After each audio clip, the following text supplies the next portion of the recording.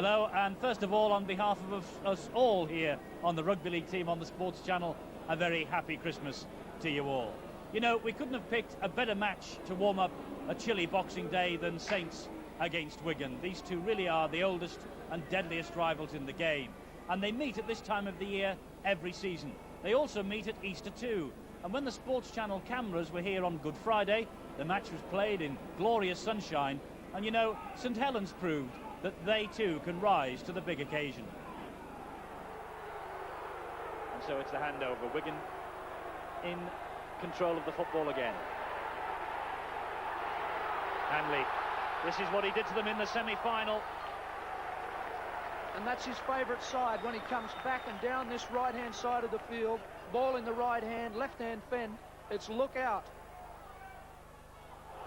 Lovely ball from Golding. And there's the first try on the board from Dennis Betts.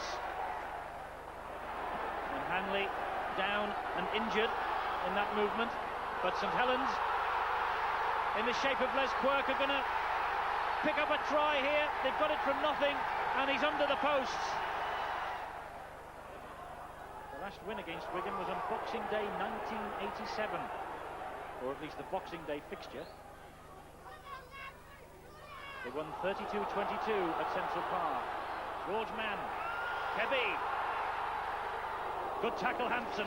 Great tackle by Hampson. Bobby Goulding took that too cool, far too cool. They're in again.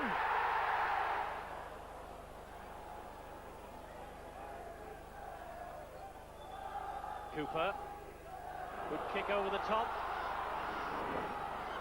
Oh, and Haggerty will collect. Feeds it out to Quirk. There's another one on the board here. Quirk has scored. Groves. Forber. Oh, there's running here from Cooper. Not now. Great thanks defense. to Hampson. Great the defense. touch judge is on. He's seen something. But here goes Griffiths meanwhile. Long pass out to Alan Hunt. Hunt cuts inside. I think he might have got over for the try. He has.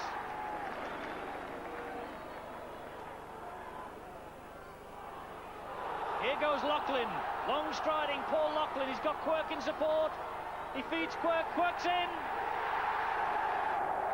Wigan 10 metres short, Dermott, Lucas, just held up by the St Helens defence. Dermott from acting hard. Good ball, Goodway scores!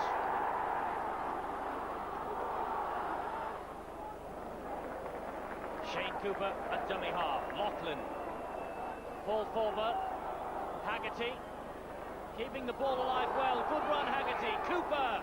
Bailey. The subs over near the posts. 33 points to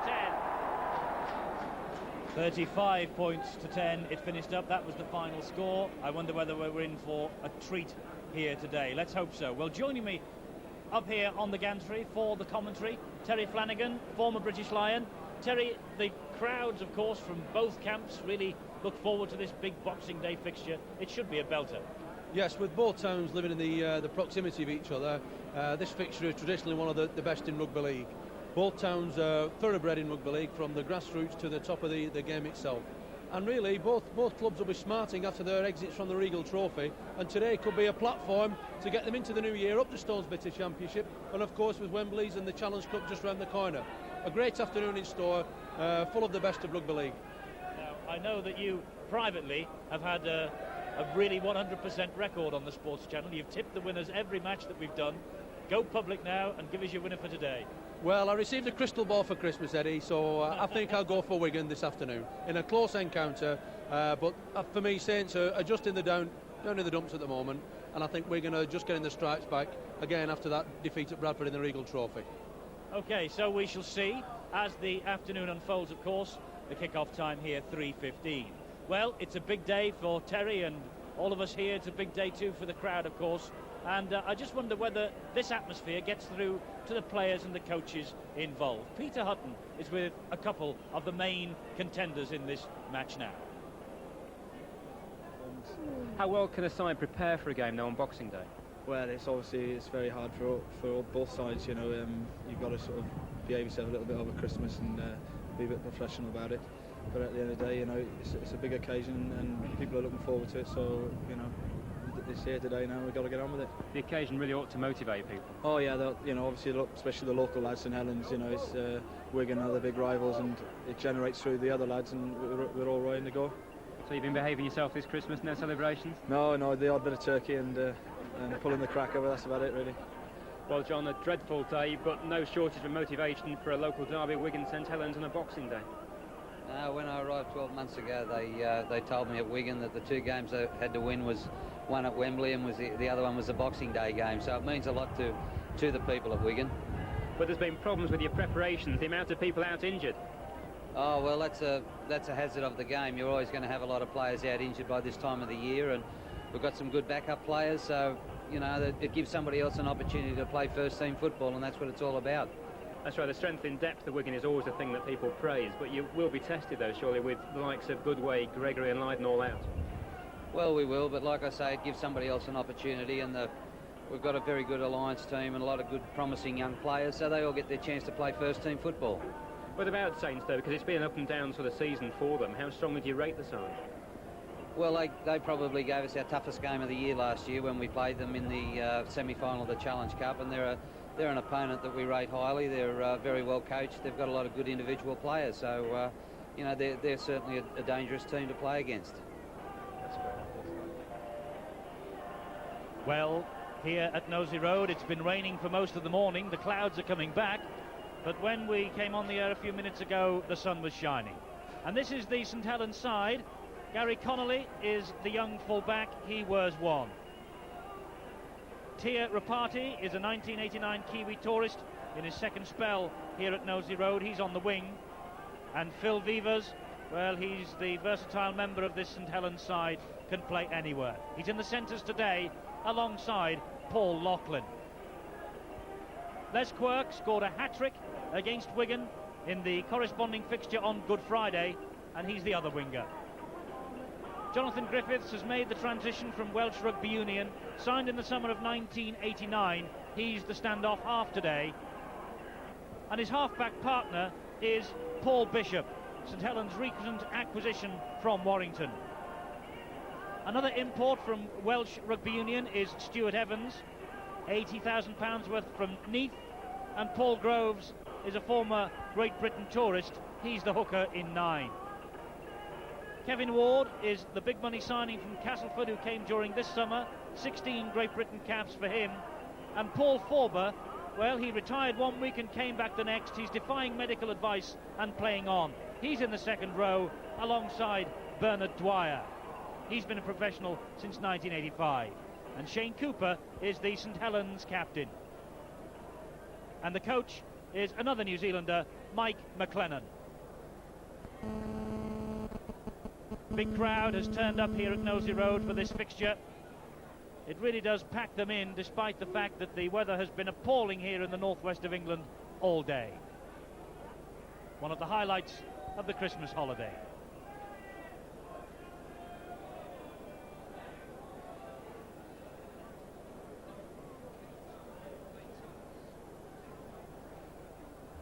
Mums, dads, children, all out here to see the champions Wigan, who have Steve Hampson at full-back.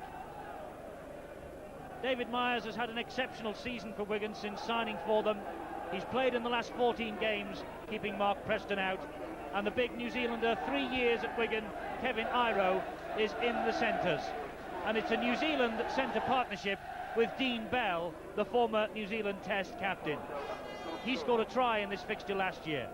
Frano Botica is yet another New Zealander. This time the former All Black standoff is on the wing.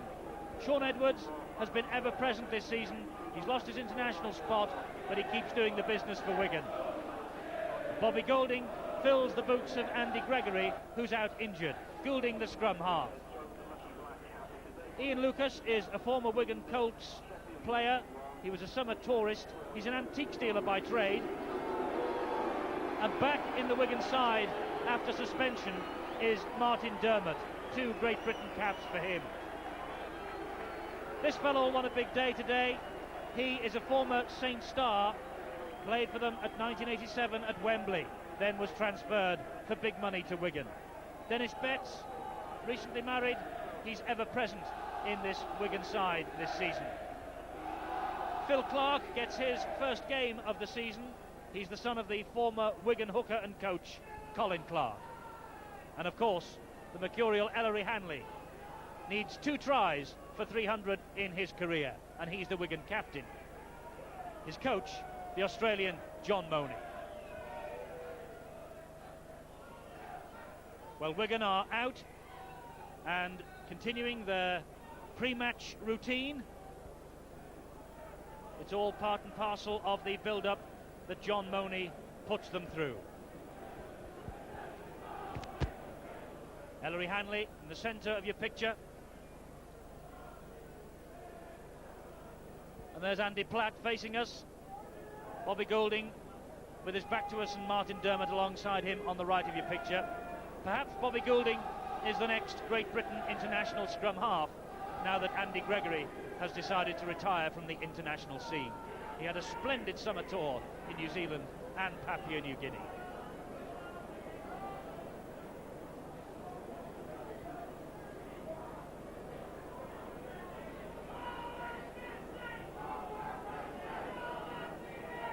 Well, I don't think he would want anything better than a St Helens victory, that young man.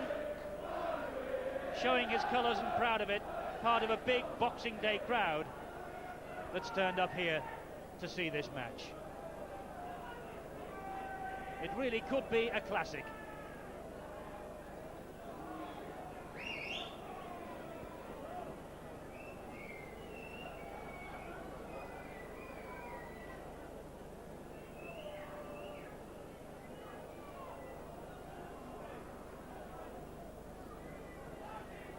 Terry, the atmosphere really is building up here, and quite a match for that young man on our screens now, Bobby Goulding. Yes, without doubt, Eddie. We've got a big game on our hands this afternoon. Here we can see the Wigan lads just going through a little pre-match routine. It's vital for when the weather is cold like this, that all the muscles are thoroughly warmed up, and that we've seen some of the Wigan lads doing some stretching exercises, vital to get all the muscles in fine tune for the kick-off shortly. Of course, you can't go into the game just finely tuned. You've got to know about the ball, and the lads are currently doing some ball skill drills, which of course help to get the hand-eye coordination in mode, rolling the ball to each other there, 1 or 2 knock-ons, get them out the system before 3 o'clock, and really this is just part of the big match preparation. You of course toured with Ellery Hanley, who's in our picture now, in '84.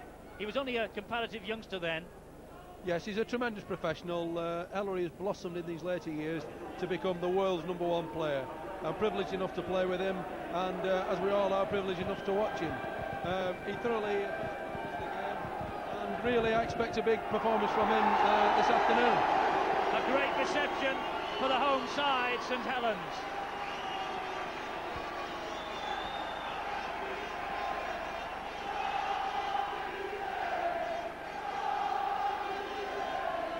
They've had their disappointments here at Knowsley Road recently.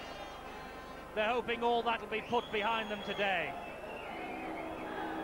As far as the supporters of both sides are concerned, this is the match that must be won at all costs. And Paul Bishop gets his first taste of the Saints-Wigan derby this afternoon since his signing from Warrington. He fell out with the coach, Brian Johnson, at Warrington, and then he came over here to Knowsley Road to pick up the pieces of his career. And that is Les Quirk with the cycle shorts on. Les Quirk, a hat-trick against Wigan on Good Friday. In fact, he scored in all 3 of the Wigan matches last season. St Helens and Wigan not only meeting twice in the First Division, but also in the Challenge Cup semi-final. That was a classic. We hope for something like the same today.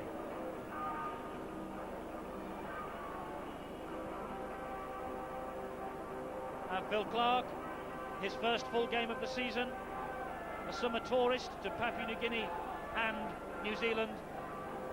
His dad, a former hooker of this club and former coach, took them to Wembley in 1985. There's the match referee, Robin Whitfield, just up the road from here in Widnes. His 10th year on the first grade, and interesting today, he sent off Ellery Hanley at Bradford Northern when he last had control of Wigan. So interesting, that confrontation between the Wigan skipper and the match official here today.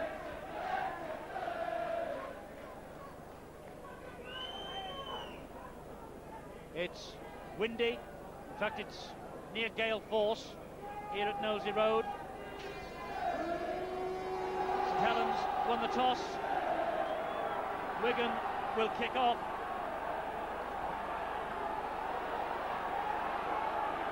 And Christmas in this part of the world is just about complete. Don't expect any festive spirit out there on the pitch today.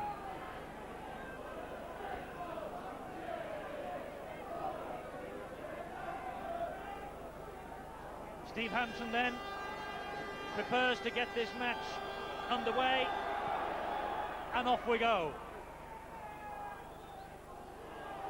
There's Quirk for St Helens. Great atmosphere inside the stadium. All forward.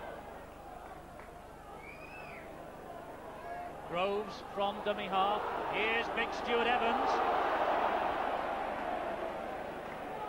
Starting to settle down now to his new life in rugby league. This is his 4th consecutive appearance for Saints. Kevin Ward knows all about the intricacies of this game. Watch for the kicking of Lachlan today. That's caught in the wind. And Myers catches it and steps in touch. Yes, that was a mistake on Myers' part. The ball would have gone out on that occasion, but he caught the ball and stood on the line at the same time. There we saw his right foot just on the line. That effectively gives a path through and the ball has gone out. So Saints head and feed. A good start then for St Helens. Here's Lachlan, whose kick brought the mistake from David Myers.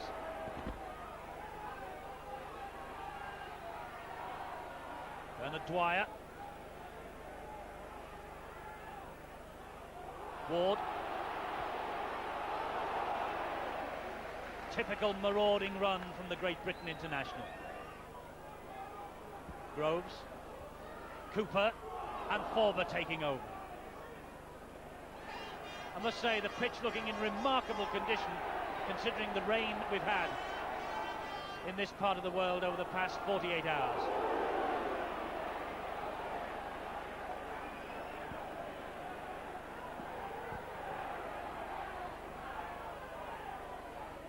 Bishop finds his captain Cooper. Little kick ahead. Griffiths is after it.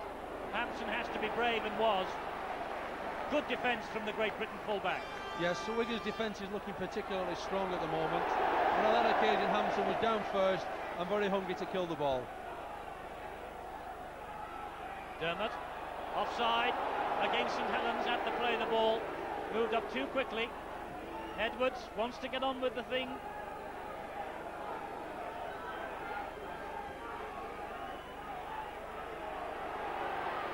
Andy Platt against his former club. Dermot. Lucas. Oh, he brushed Paul Bishop out of the way. Evans took him low down. Groves wrapped the ball up. Goulding. Edwards. Hanley. Iro. Good tackling. St Helens doing well. They're fired up for this one. Lachlan just stays in play. Cooper, Evans.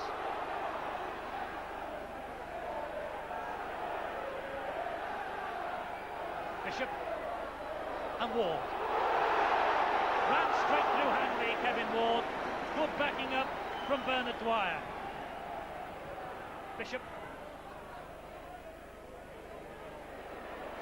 And that will just go the wrong side of the corner flag. Runs dead. Wigan will restart with a tap on their own 22. But what an atmosphere and what a start, Terry. Tremendous start to this game. Wigan doing everything right until they got into St Helens 25, when after the second tackle they put a poor pass out, and that gave Saints possession. But Saints look to set the stall out right in this match with fierce tackling and good, keen attacking play. Dennis Betts. I told you there wouldn't be too much festive spirit on offer out there on the pitch, and so it proves to be. We've only been playing 4 minutes. 0-0 the score. I get the feeling it won't stay like that for long. That's a good kick. Tira Party couldn't get it. Sean Edwards dissected the St Helens defence and pushed St Helens back towards their own try line. Yes, a tremendous kick from Sean Edwards, getting his confidence back after a little slump just lately, but that's pushed Wigan deep into the Saints quarter, and they'll see if they can pin them here.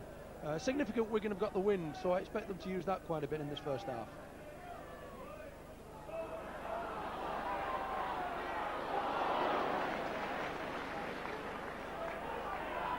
It was a 35 points to 10 win for Saints on Good Friday here. It was their first home success over their old rivals for 5 seasons. Les Quirk, scorer of a hat-trick that day and forced into touch unceremoniously.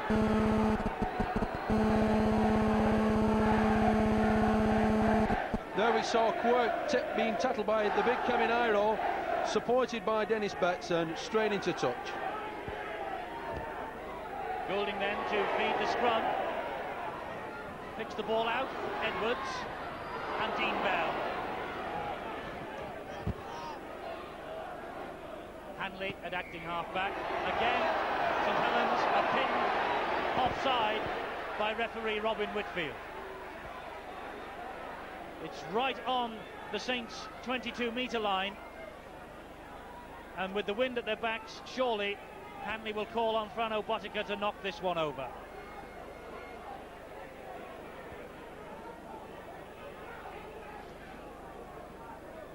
This will give us an opportunity to view Frano Botica's unusual kicking style.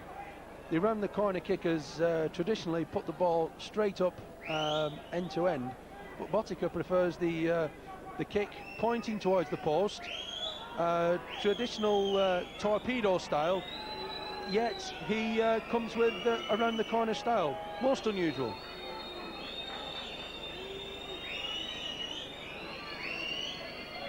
Well, that's the way he prefers to have the ball, slanting towards the posts. Will it prove the successful formula?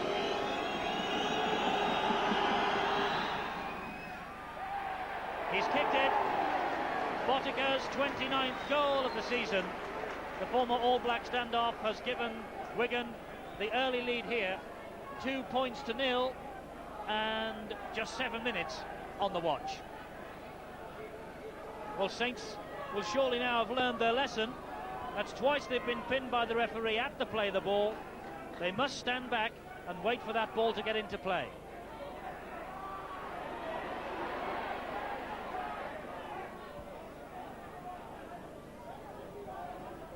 Wigan in their change strip, of course. It's not the cherry and whites today.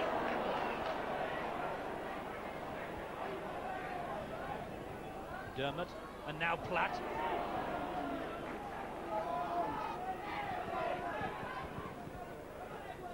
Edwards again. Connolly read that situation perfectly. It was a good take.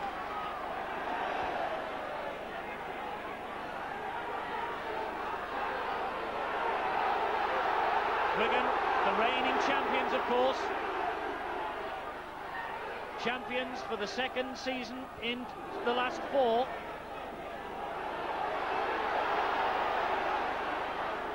And Stuart Evans being given the facial massage by Ian Lucas.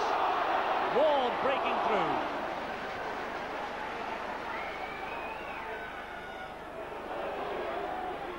Griffiths.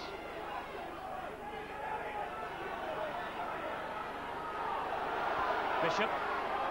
That was a good pass. Dwyer. Bishop managed to support but couldn't cling on.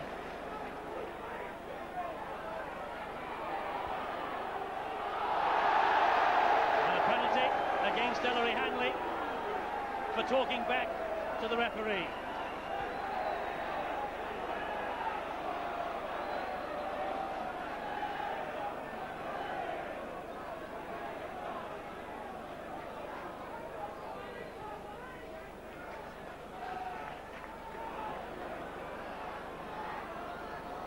Saints' first penalty of this 1990 Boxing Day clash.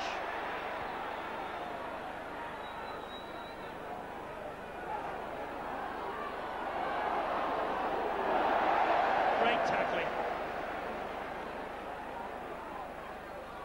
Kevin Ward.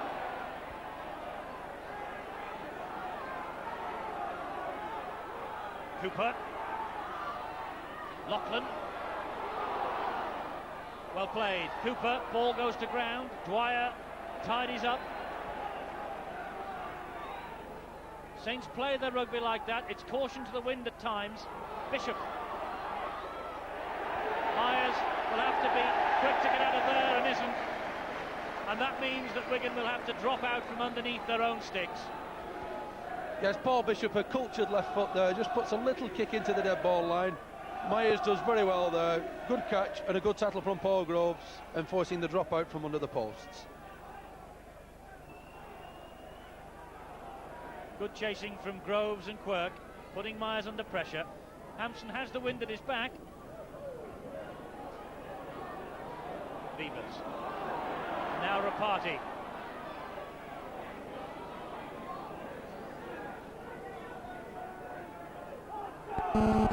Ward again.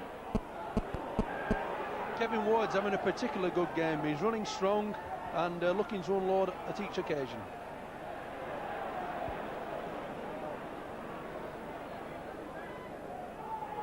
Orber. Good unloading. Cooper. Loughlin in support. Loughlin! For St Helens!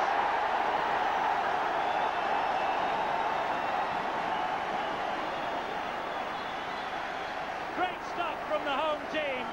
Loughlin backing up in support, fed off the scraps and touchdown.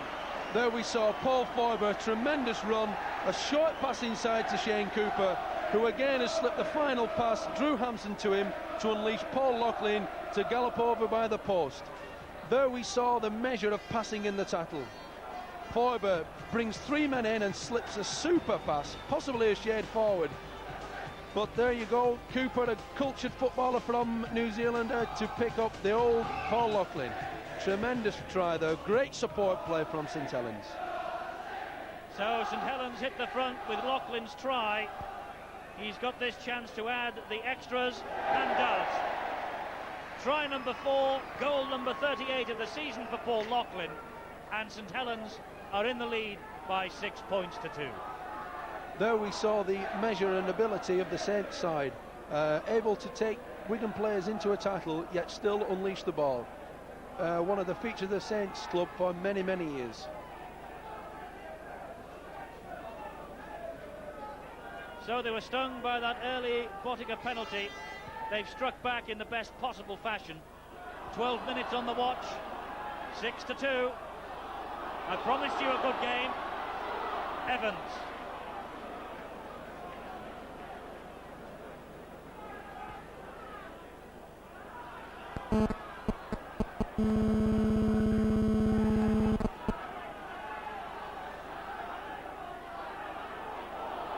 Ward. Still more.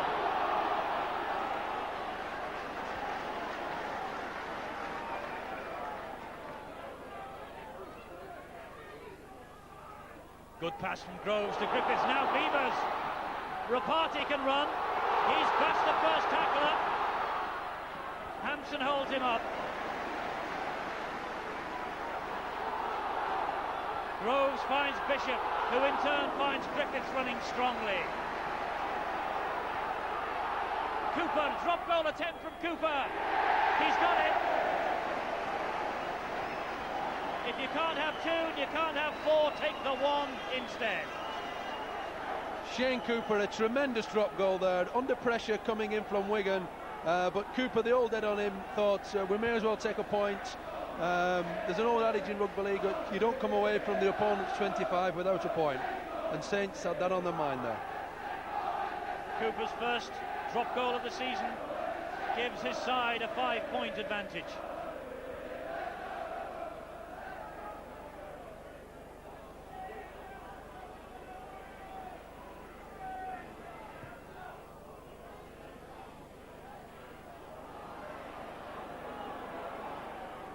before play started today, St Helens were at the wrong end of the table, really.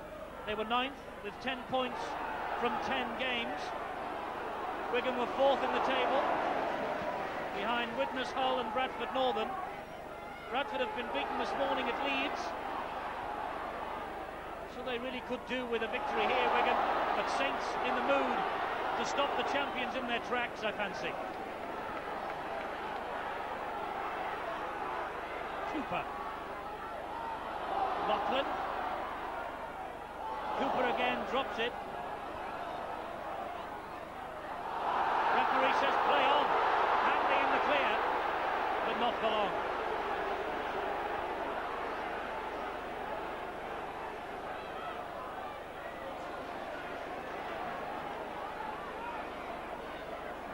Dermot to Platt.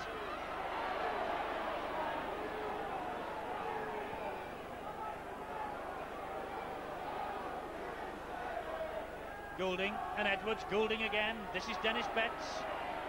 Goulding in support. The 12 metres short of the line here. Edwards.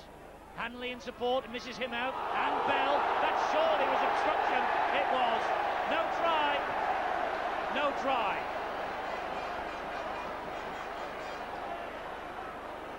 There we saw Sean Edwards going across the field, pretending to bring the short ball, ran behind the man, and that's clear obstruction in rugby league. Sean Edwards doesn't agree. Referee absolutely right. Edwards' try rubbed out by Robin Whitfield.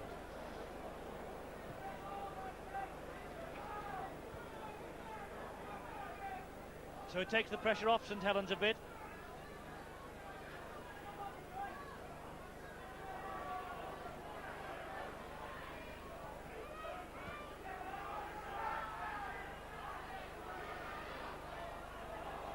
Ward tried to unload the pass to Bishop.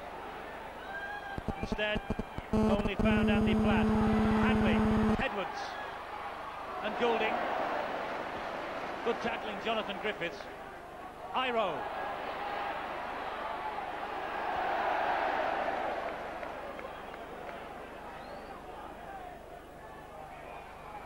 Offside at the play of the ball.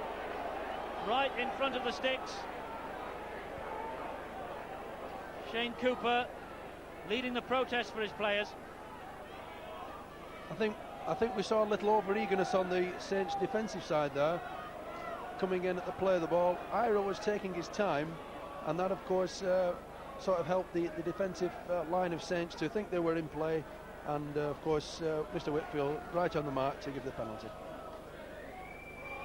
So Botica with that angle, it's right in front of the sticks,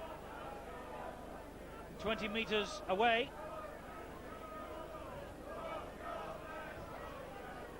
And a man of Botica's ability, he's already won a goal-kicking competition this season on the day of the second test at Old Trafford, an international challenge that was.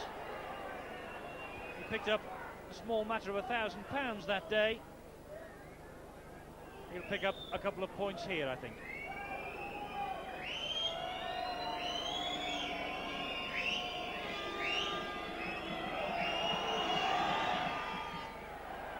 Straight over, no problems at all. 18 minutes of this first half gone.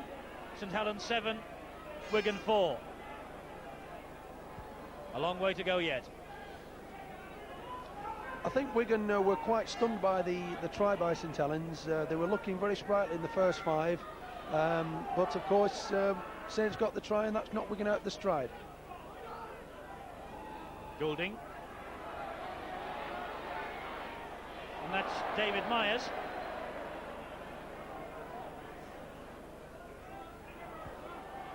Hanley. Man of the series against the Australians for Great Britain recently, Ellery Hanley. Oh, he dropped the ball there. Referee has consulted his touch judge. And this is the reason why. Ellery tackled under 3 defenders, and we saw the ball just slip away as he was about to play it. He knew the mistake had been made. Cooper just holds on to possession for St Helens. Goulding was snapping round his ankles then. Evans. He was a big lad when he came up from South Wales. He looks to me as though he's put on even more weight. Forber.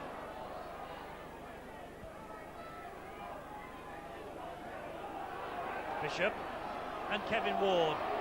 Straight through Sean Edwards.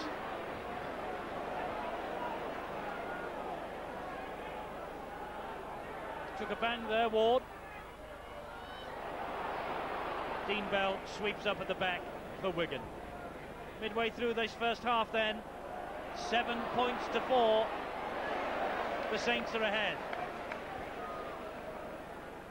Well, the pitch looks brilliant from up here, considering all the rain we've had. I wonder what it's like underfoot. Peter Hutton can tell us. It's very slippy down here. The pitch beginning to cut up now, though it looked excellent at the beginning. The major factor, though, this incredible wind. It's freezing and it's very strong. It's nearly locking the corner flags out to the sockets. That's the strength of it. Any long passes must be counted dangerous under these conditions. But I'm sure Sean Edwards is very aware of the ability of him to kick well downfield, and his kicking game is certain to be important for Wigan today. And that's a long kick from Bobby Goulding that caught a bit too much of that wind, and perhaps a little bit too much meat on his plate yesterday for Bobby Goulding. It just rolled dead.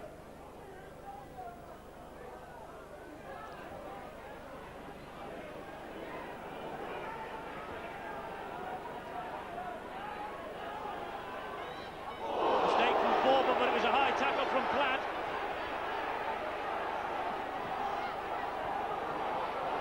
Referee hasn't given that. He said it's a knock-on. There we saw Groves doing a set ploy, and Platt, the ex-St Helens player, came in to have a few words with Paul Forber. Ball ground to ground, Wigan under putting the pressure on now. Forber and Platt, of course, former teammates at Saints. I wonder if Mr. Forber is on the Platt's Christmas card list. Tackling like that, he won't be next year.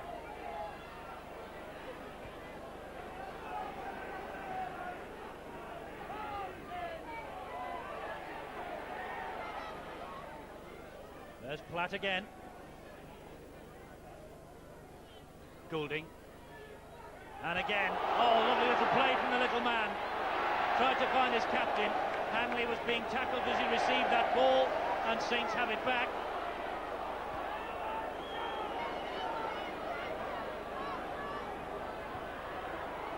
Evans.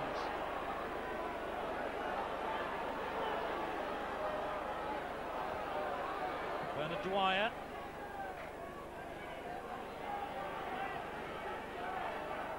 Saints, in their own imitable style, are still making mistakes in their own half, and this is letting Wigan stay in this position. Loughlin gives it to Quirk. Well watched by Myers. Bishop. And Kevin Ward. Bishop again. He's getting good length on those kicks, considering he's up against a strong wind. And that's good chasing from Saints.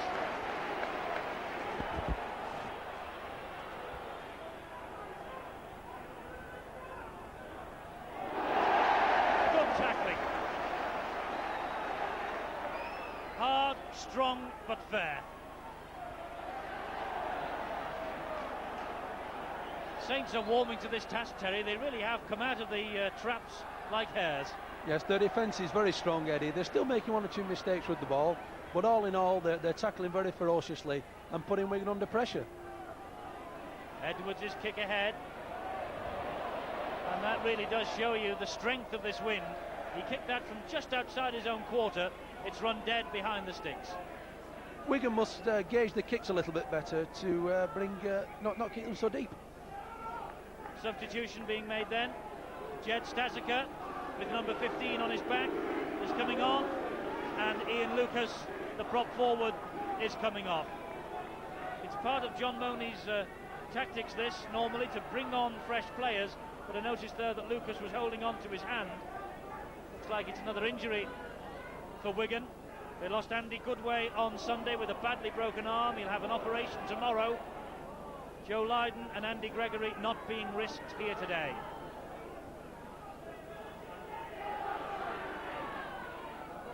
Here's Dwyer.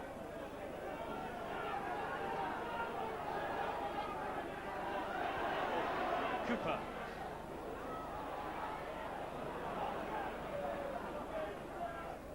The word is, though, it's not a serious injury to Ian Lucas.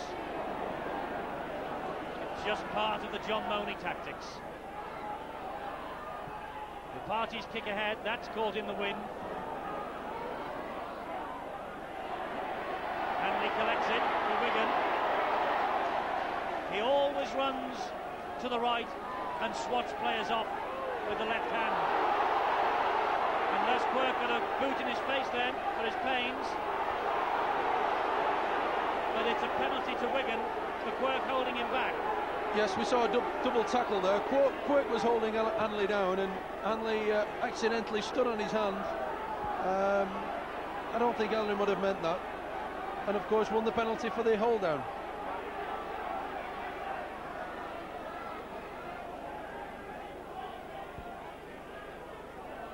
Staziker, first touch for him. Knock on by Dermot from the play of the ball. Back in the side today after a 2-match ban, a little ring rusty. There we saw Paul Groves actually push at the play of the ball, and that incurred Martin Dermot to cause the knock on.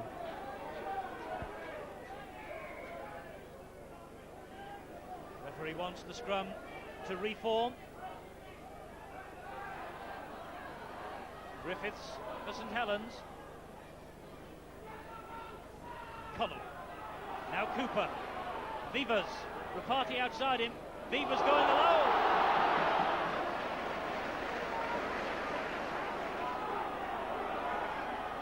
Rapati again.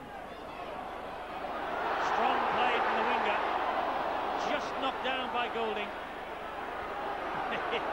Bobby Golding thought he was going to be allowed to carry on. Bernard Dwyer here looks to pass one way, doesn't achieve it, and Bobby Golding's outstretched arm knocks it down.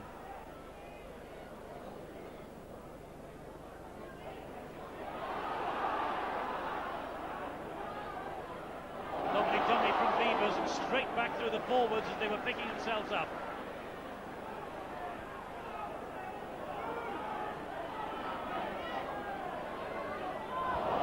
Dwyer's dropped it. Referee said it went back. St Helens continue the move. Wall.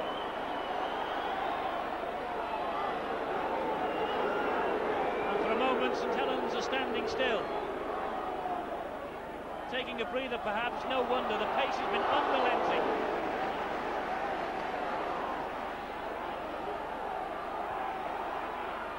Lachlan. Vivers just holds on. That was great play from the Australian. Forber was calling for it. Great stuff, again almost from Cooper. St Helens have got 6 more tackles.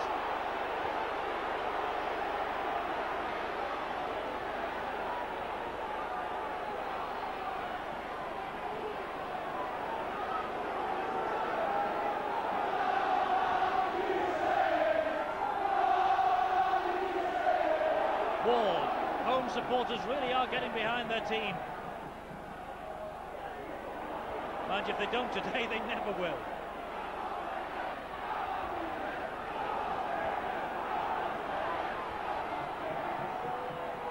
Cooper. Bishop.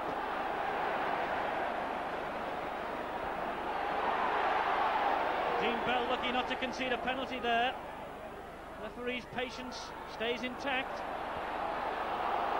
And Botica has collected it for Wigan. Iro. And Botica in support again. That was wonderful play from Botica. And Connolly won't stop him. Botica all the way for Wigan.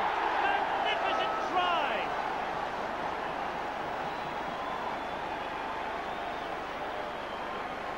One of the best tries of the year here on the Sports Channel. Botica started it and finished it off. The big fella Iro had a big part to play. He drew 2 men in and unleashed Botica on a 75-yard sprint. Great action from Frano Botica. Gary Connolly, the Saints fullback, did well, forced him to the corner, and here we see just appear, but too late. Great try. Botica's looking inside, going over halfway. He's got men in support with Myers. Connolly, the fullback from Saints, coming in at great pace to force him in the corner. Great stuff from Frano Botica. He picked it up on his own try line, started the move, kept going in support, fed off Iro, and the rest was history. Fabulous stuff. Tremendous try. That just shows how committed St Helens are to attack. The kick went into the opposite corner flag. Botica beat 2 or 3 men, and a great run, and the try ensued. Can he complete it and add the extra 2 from the touchline? Well, he just got underneath it a bit, stubbed the toe. The sand went almost as far as the ball then. But Wigan are back in front, the narrowest of margins.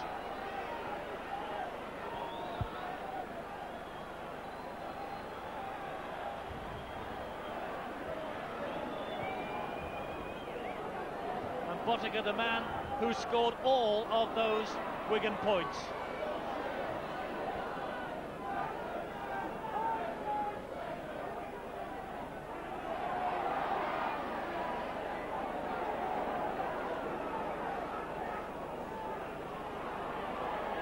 Betts. Just over half an hour gone, and Frano Botica, who's in a good scoring form at the moment, scored a try against Leeds on Sunday. I doubt it was as good as that one.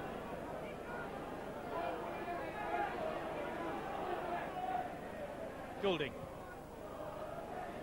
The party's there.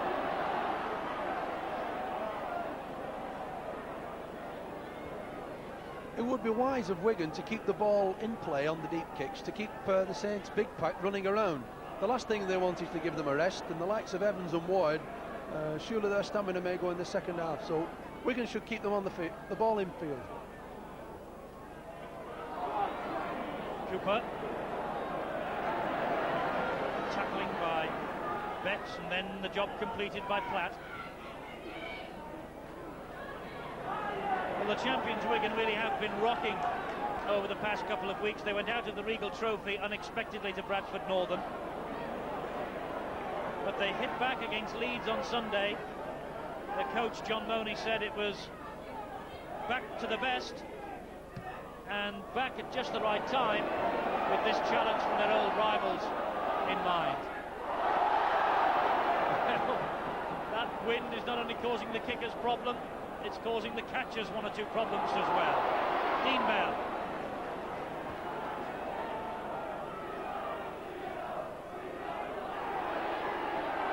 Hanley spilled the ball. Iro knees it ahead. The referee will bring him back.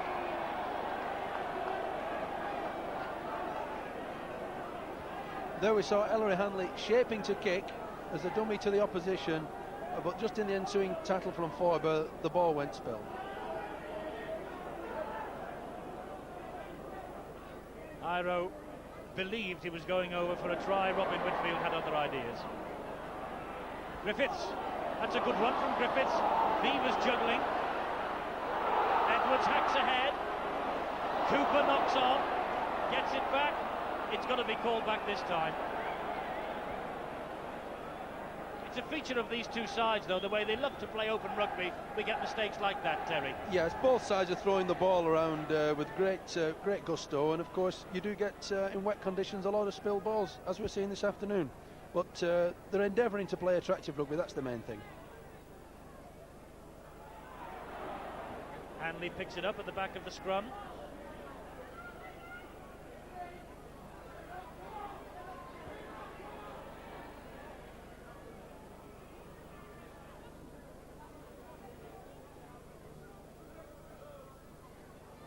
Platt and Betts.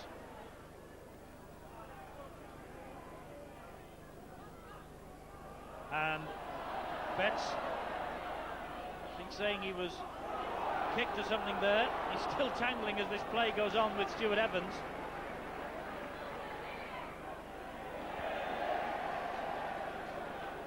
And a penalty to Wigan for Viva's holding down in the tackle. Oh, it's the other way, I'm sorry. I misread Robin Whitfield's signal.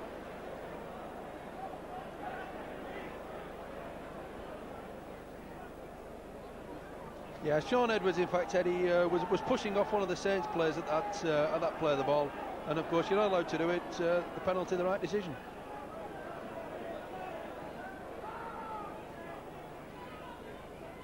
Five minutes of this first half left, plus whatever the timekeepers add on for stoppages. It's gone a little scrappy over the past couple of minutes. St Helens rocked back on their heels, I think, by that long-range try from Botica, trying to regroup and steady the ship. It's a feature, the big fellows wide and Heavens are not having so much of the ball this last 20 minutes as much as they were in the first 20. Lachlan, Cooper in support. There's Evans, he's standing. Forber over the top to Quirk. And Wigan are pinning St Helens back towards their own 22 more and more. Saints are lacking a game plan at this last 20 minutes. They should perhaps be driving tight in one area up the touchline with a kick forcing Wigan back, controlling the game, but they're not doing that. Bishop's kicking. I'm sure he'll kick a lot more in the second half when St Helens have the win. That's good chasing from Griffiths and from Paul Groves. Steve Hampson for Wigan. Dermot from dummy half. Dennis Betts again. One of our best young forwards, Betts. He's created the chance for Sean Edwards. Another breathtaking try from Wigan. A try out of nothing. Betts rode 3 tackles, slipped the pass to Edwards, and Edwards did the rest under the posts. Dennis Betts at his best here. He went through 2 tackles, drew the fullback perfectly, and there was Sean Edwards, the man getting back in form to power under the post. A great try for Wigan at the right time of the game. Great support from Goulding also. There wasn't a Saints man in sight there. That's ominous for the second half. Wigan have got their tails up now. Betts, super break, super passing. He was criticised in the New Zealand series for not passing when getting to the fullback. He produced perfect skill on that occasion. Sean Edwards then. He's the try scorer, his 10th of the season. He's having a good season for his club, but just couldn't break into the international scene for the Ashes. And Botica adds the extra 2.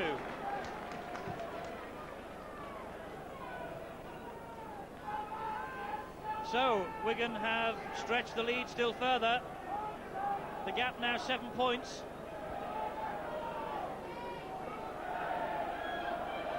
They might need those 7 points though. They'll be playing into the teeth of this strong breeze in the second half.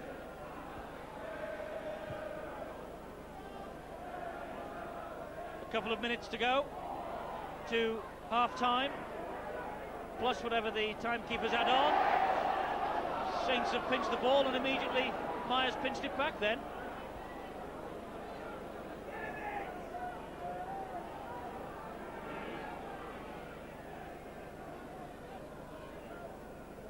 Both sides have been in possession for exactly the same amount of time.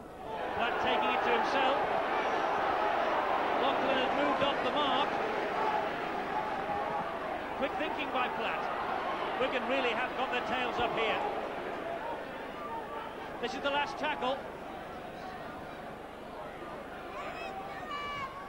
Edwards' high kick. There's a tester for Connolly. Hadley's bearing down on him. The young man did well. Dean Bell has driven him almost into the ground there.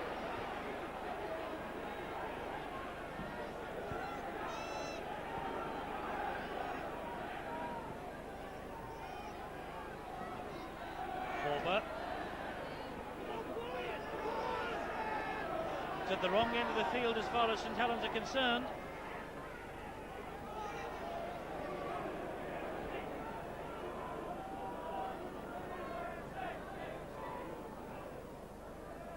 Ward.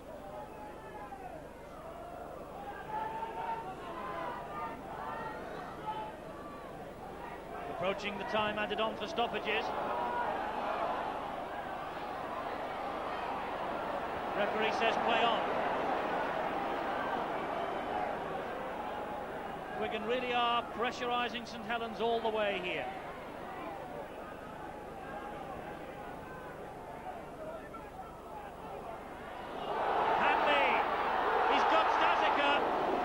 Good tackle, covering by Kevin Ward. But a forward pass is the referee's verdict.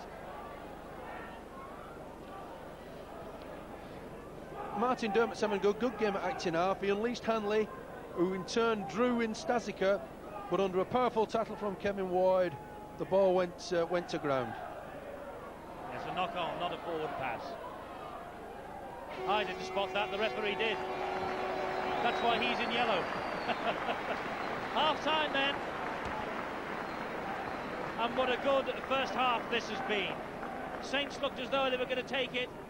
Wigan hit back strongly. 3 tries, 2-1. Wigan have scored the 2. Saints have scored the 1. St Helens 7, Wigan 14. It's been a good first half. I think we can expect equally as much after the break.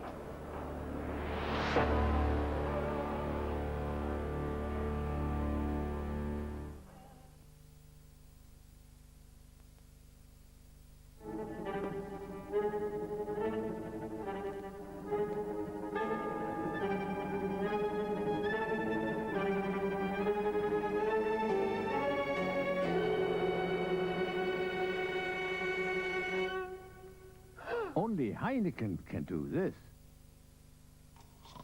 The human condition is not always a happy one, as we can see by the condition of this particular human. Overeating, overdrinking, yes, it's all coming back now. Thankfully, help is at hand. Resolve, with paracetamol for headache, antacid for upset stomach, glucose and vitamin C, so at least you know you're going to live. Resolve, the all-in-one remedy for the morning after.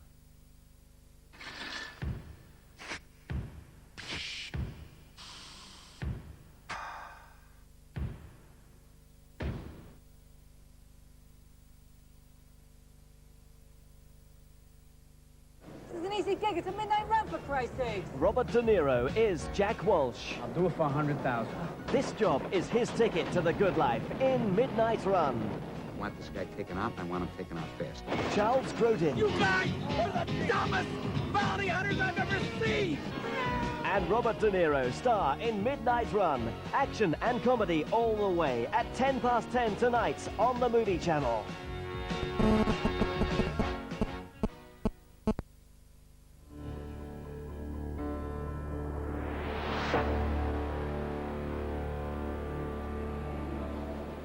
Welcome back to Nosey Road on this Boxing Day. I don't know about you, but I thoroughly enjoyed that opening 40 minutes.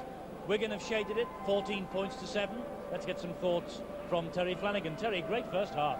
Yes, we've saw some great rugby out there, some strong tackling in the first 15 minutes, and of course the tries that ensued equally spaced throughout the half. I felt either side could have got it on top at the opportune moment, but neither side actually, until the last 5 minutes, and it was Wigan of course, neither side actually had the killer instinct in the first half. But of course, going into the second, Wigan will be strong after the try near the end there. Well, the first blood in this match went to St Helens. They were the ones who were over the line for the first try. I wonder if we can take a look at that now. The first St Helens try. Yes, here we saw Paul Groves feeding Foiber, who draws 3 Wigan defenders to him before slipping a pass, which many might say was forward to Cooper. Again, he kept the ball alive, and the supporting Loughlin was right in there near the post. A super try, really showing the goodness of passing in the tackle. This is the second try of the game, the first one for Wigan. Botica started this, collecting the ball. He did a run round with Iro and then received the pass and produced a super 75-yard run with the supporting Myers, and all poor Connolly could do was force him into the corner and make the ensuing conversion more difficult. Well, that was one of the tries of the season for me, and Wigan really did turn the screw after that. Wigan just up to the little gear here, and Betts produced a good run on the blind side to feed Edwards. Again, good support from Goulding, and really it was at this point when Wigan have just got their up hand and looking forward to the second half. Well, fabulous stuff from both sides. Three really great sides. Now then, I wonder what they make of this in the crowd. There are one or two VIPs here, of course, as there always is on big occasions. No bigger than Neil Fairbrother, the Lancashire cricketer, who's a big rugby league fan. He's talking now with Peter Hutton. Well, Neil, it's a long way from Lancashire and England cricket. What are you doing here? Well, I'm a big rugby league fan. There's quite a few of us who watch the game, and it's a nice day out for us, although the weather's not doing too well for us. It's good to get out of the house. I believe you're not even a Wigan or St Helens fan, though. No, I'm a Warrington fan, but we've got some good friends here at St Helens who invited us down for the day, so here we are. What do you make of the first half, then? Well, I think the wind's basically ruining the game. I think St Helens have done reasonably well to hold the score to what they have, and if they kick well now, I'm sure we'll be in for a good second half. That Frano Botica try was tremendous, wasn't it? Oh, magnificent effort. I mean, he's probably run 120 yards, and he scored in the corner. I don't think he had the energy to kick the goal, though, did he? Finally, just a question about the cricket out in Australia. Was it a bit frustrating watching it all on the telly at the moment? Yeah, it is. It's very frustrating. I think a few of us could possibly have been out there and doing as well, if not a bit better. But my heart's going out to Michael Atherton at the moment, who's struggling a little bit, but I'm sure he'll come good. Just before you go out on the England A-team tour, one other thing you've got to be occupying your mind with, that game next Saturday, Warrington in the semi-final? Yeah, well, there's a few of us going up there. We'll have the blue and yellow scarves on at Warrington, and I know we can do witness and get to another final. Thanks a lot, Neil. Pleasure. One or two people think he should be in Australia. He'd certainly be a lot warmer than he is today. It's a chilly old day here on Boxing Day in St Helens, but a match really, Terry, to warm the cockles of a northerner's heart.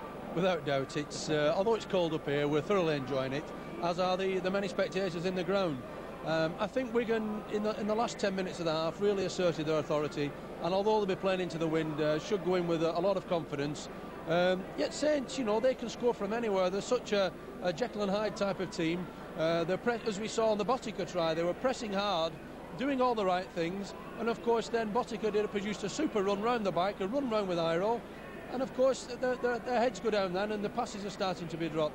But the second half should be crucial. The first quarter of an hour will be the key areas. If Ward and Evans are running again after 10 minutes rest, if Wigan can weather the storm, the last 20 minutes should go their way, I think.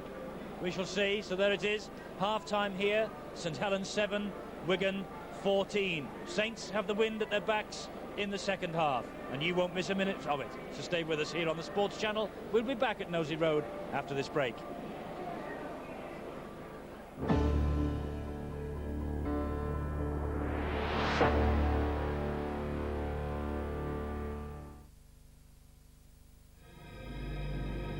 Is a 2-litre engine with 6 cylinders smoother than one with 4?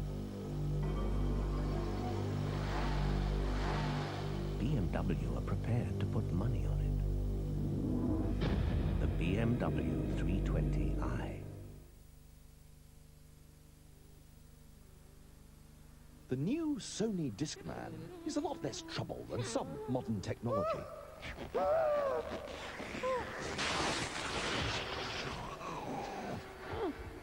And even without the headphones, all is by no means lost.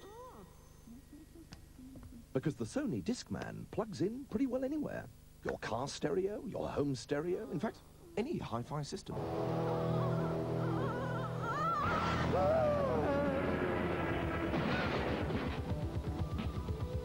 Sony, why compromise?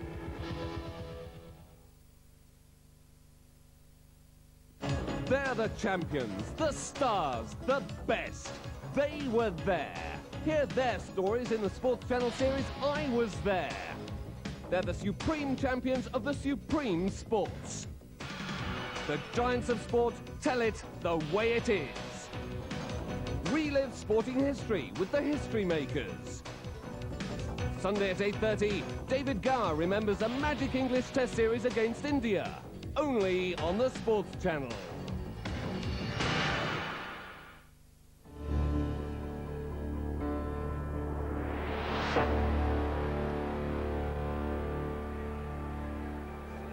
And welcome back to Knowsley Road. Half-time, as you can see, St Helens 7, Wigan 14.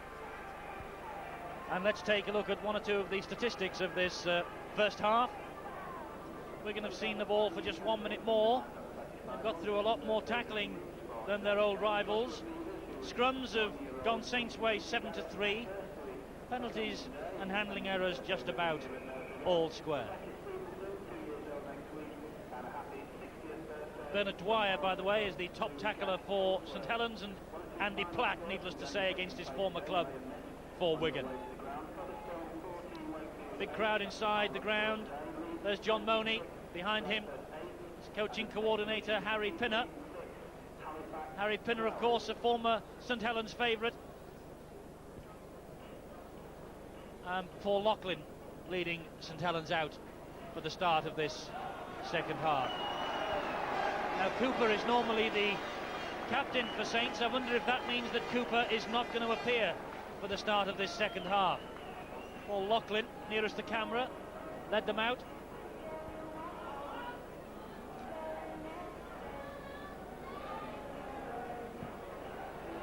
But Cooper is there. He came out last. Maybe got the order slightly wrong. There's the Saints captain. And here's the Wigan captain.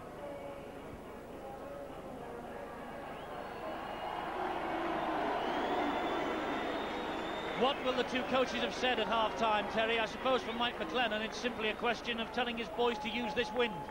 Yes, they'll be looking with the left boot of Paul Bishop to pin Wigan back quite a lot in this second half.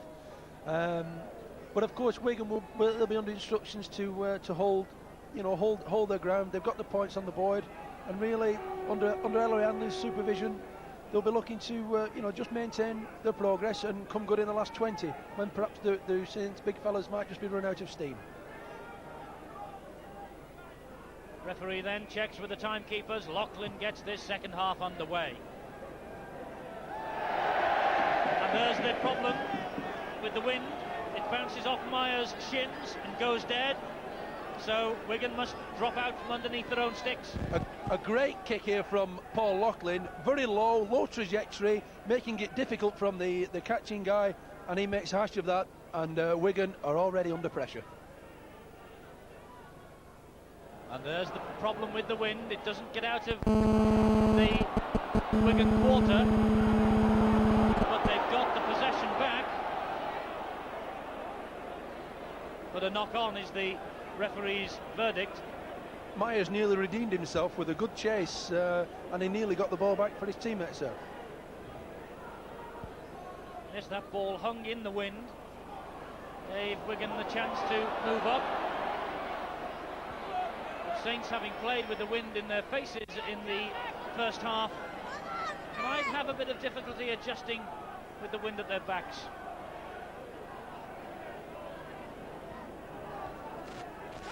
Evans really is a size, Terry, isn't he? He is. I think he has put weight on since he came north. I know under Alex Murphy he managed to lose a few stone, but I think they're back round the midriff there.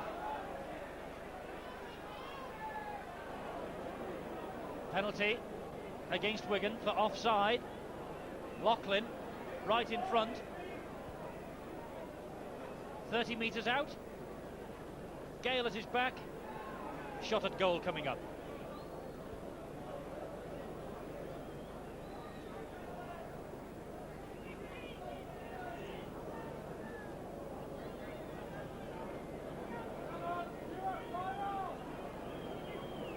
Paul Loughlin's season has been disrupted by injury. Only about a dozen appearances. He missed the summer tour to Papua New Guinea and New Zealand. Was injured again at the start of this season. It cost him what I'm sure would have been an ever-present spot against the Australians for Great Britain. Loughlin has this chance for an early 2 points for Saints. Straight over. No problem. His second goal of the season, of the match rather. He's a slightly better goal kicker than that. 100% with the boot for Paul Loughlin. Scored a try as well.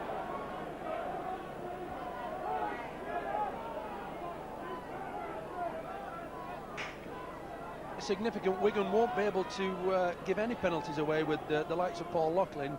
He's a tremendous strong kicker without the wind. Of course, with the wind at his back today, he can kick them from anywhere. Hampson kicks off again then for Wigan. Well collected by Connolly.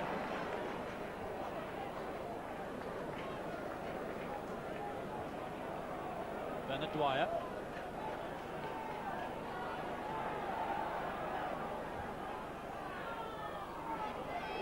There's Evans, using that weight to good advantage then. Forber.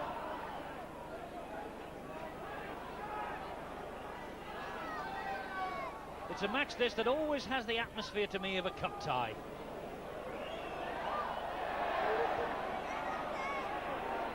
The local stakes are so high. Here's Bottiger. Now Hampson.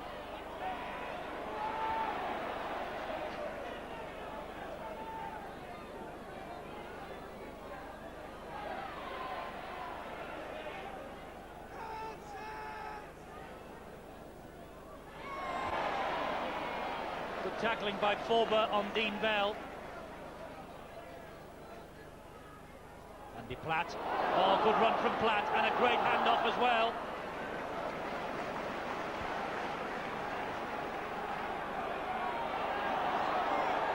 Penalty to Wigan. Stasica, the man in possession. Stasica made a good run there and was eager to play his ball quickly, but of course under the direction of Bishop and Loughlin, they were holding him down and the penalty occurred. Well, Wigan produced some good simple rugby there, and that's the message that Morley would have put across them at half-time, playing into this strong wind. Hampson finds touch.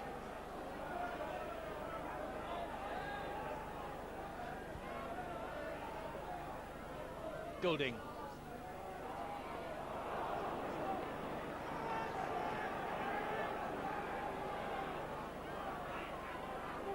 Edwards.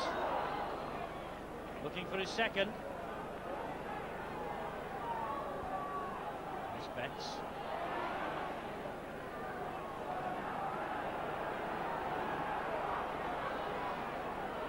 Phil Clark. Shape to offload to Goulding, went on his own. Goulding's kick across the face of play. Beavers. And Rapati. Wigan working overtime to bring him down. And it's Wigan's turn to be caught offside.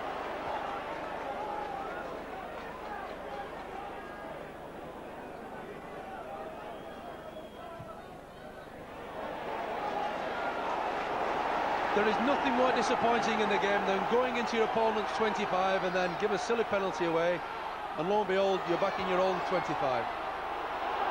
Kevin Ward. He's run straight and powerfully all afternoon. Groves. Forber. Still Forber going. Dermot round his neck.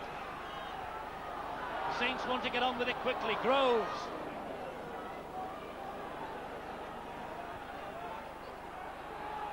Cooper. Bishop. Offside again. Saints are going to run it. Bishop. The supporters are celebrating, but the referee, and there's a bit of a scrap going on underneath the sticks. I think the referee wants the penalty to be taken again.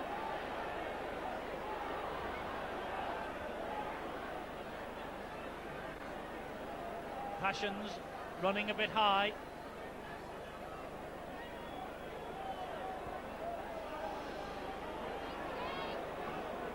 I think St Helens were quite lucky to get away with that, Eddie. Paul Bishop endeavoured happened under the direction of Sean Edwards there to take a quick tap. He took the tap, and really Wigan should be a scrum down there. But Mr. Whitfield has let the first penalty go, and Laughlin's about to take the kick. It was a strange incident. Stuart Evans takes a breather, and Jonathan Neal, number 15, has come on. It's his first full game, it's his first appearance rather now of the season. Laughlin with a successful kick.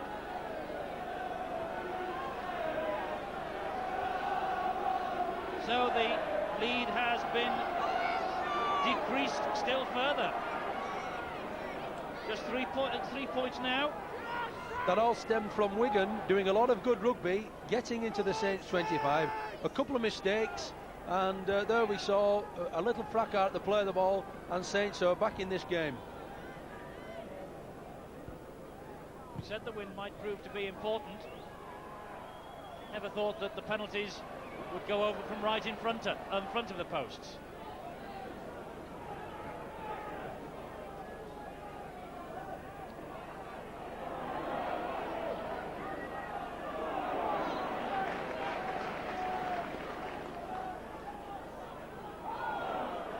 Jonathan Neal.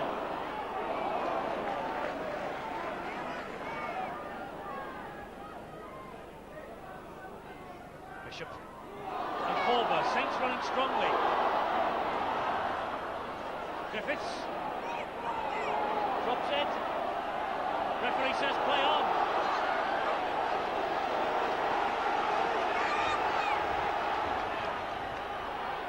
Cooper. Beavers.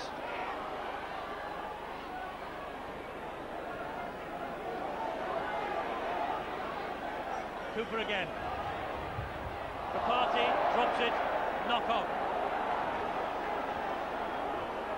It was the sixth tackle, it's the turnover. That was poor play from Saints, not only an individual mistake, but that ball should have been kicked deep into the Wigan half. As it is, they're under pressure from that man, Ellery Hanley.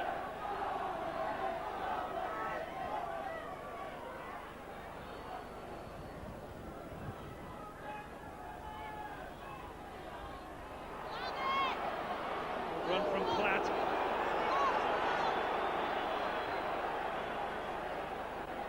Goulding, Edwards.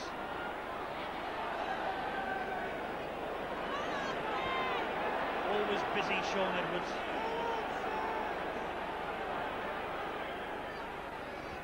Goulding and Betts. Betts again. Created a try in that first half, Dennis Betts. This is the last tackle. Edwards again. Good hands from Wigan to keep it going, but a knock-on is the referee's decision. It was on the last tackle, it'll be the turnover. David Myers came in very well off the wing there, but Sean Edwards trying to scoop it off the floor, but the first knock-on was the correct decision. Turnover because it was the sixth tackle.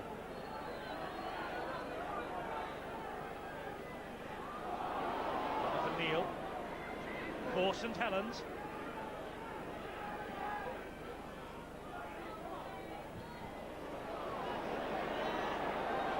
Deep kick in the wind. Hampson collects. Good tackling, Beavers. Like a bottle of good wine, Phil Beavers. He's improving with age. Goulding now.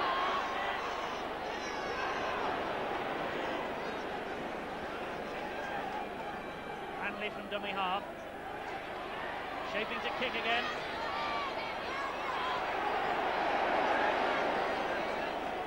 Clattered to the floor. The maestro took the right decision there. He felt he was going no further and thought better of standing around trying to pass. Good play from Betts. He brought Edwards into it.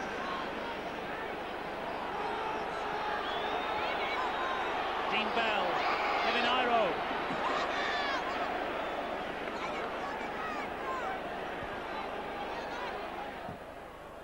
High kick from Hampson. That one will hang up in the wind. Bernard Dwyer says thanks very much.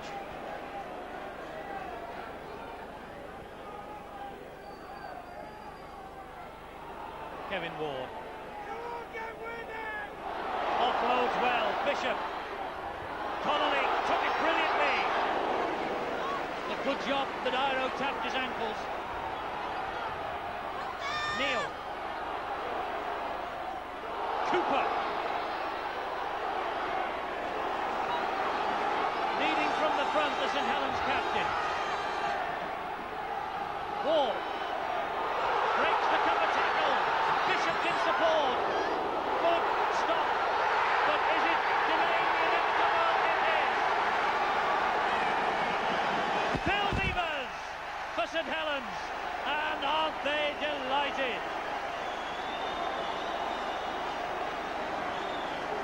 Only Beavers' second try of the season. What an important one it might be. Kevin Ward bumped two players off, burst through like a runaway train. Supporting Bishop, running to Hampson, who should have killed him dead with a tackle. He bounced off and found the supporting Beavers, and he dived in for a great try. Hampson should have wrapped his arms round and killed the ball there. Bishop spun away like a good pro and picked up the supporting Beavers, and Phil Beavers doesn't miss those. Greats of power here. Hanley misses Ward low. Two further tackles fall astray. Bishop, Hampson should have wrapped him up, he doesn't. And Bishop spinning away to his supporting players. The power of Beavers finishing it off for a super try. Phil Beavers then, as I say, his second try of the season. It couldn't have come at a better time. Meanwhile, the Wigan player, and it's Phil Clark, is receiving attention. We saw him on the second replay of that try being flattened, and he doesn't look too well.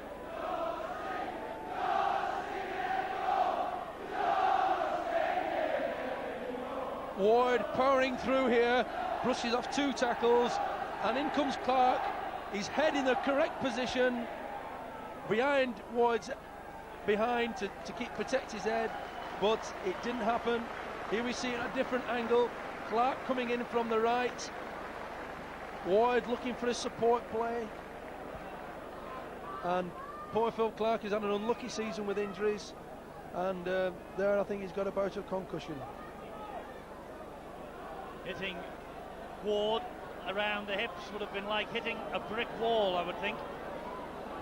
The difference being that that particular brick wall was doing about 30 miles an hour. Let's hope Phil Clark is all right. Not the best sight on a sporting field to see a man going off on a stretcher.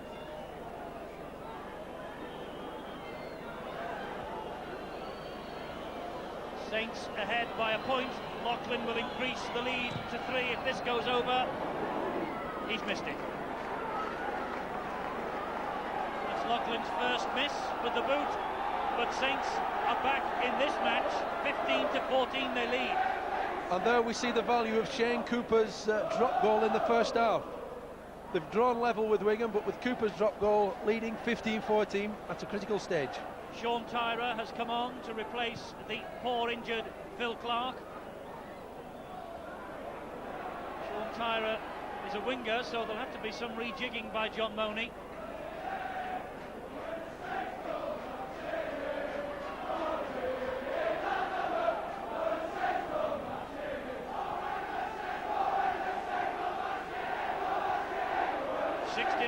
Minutes of this second half gone. It's anybody's match. Bishop. Loughlin's kick. Hampson collects.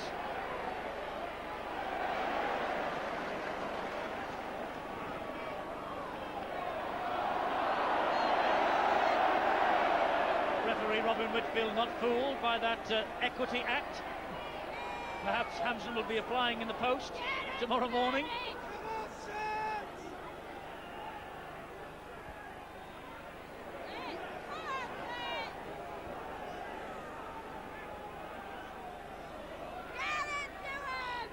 Iro at full speed. Always a danger when Iro runs like this. Edwards is in support. He should have released it.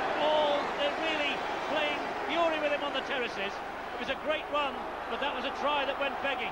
Still Wigan keep coming forward. Botica. Tyra's first touch. And St Helens now have regrouped. Iro should have released the ball to Edwards. It was a certain four-pointer. It wasn't a drop goal attempt, and that bounces off the legs of Edwards into Connolly's arms. And is this going to be St Helens' day after all? There we saw a chip kick by Martin Dermott, bounced back into the unlucky Sean Edwards, and Connolly just turning up the loose ends. But a poor miss from Wigan there. Iro should have passed inside to the supporting Edwards.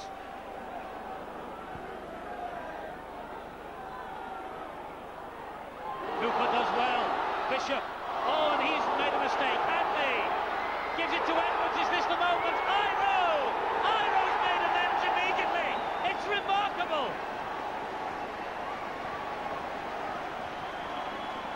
The villain a moment ago becomes the hero now. Hadley latched onto the mistake and allowed Kevin Iro to make amends. Paul Bishop tried to bring the man inside there. A bad pass or poorly catch. Hanley just caught that, and you can't give these fellas a chance. Supporting Edwards, and Iro again doesn't miss these. Hanley received the ball, tidied up the loose ends, fed Edwards, who's supporting everybody this afternoon, and Iro with the big left hand off and the right hand. Great try. Bishop, inside pass, looking for Laughlin. Hanley, good catch. Supports to this man there, Edwards, who brings in the big fella they call the Beast. Well, Edwards gave it to Iro for that try. About a minute before that, Iro should have fed Edwards, but didn't. But the inevitable was only delayed. Wigan back in front then. And Botica with a difficult chance off the touchline and into the teeth of the gale to increase the lead still further.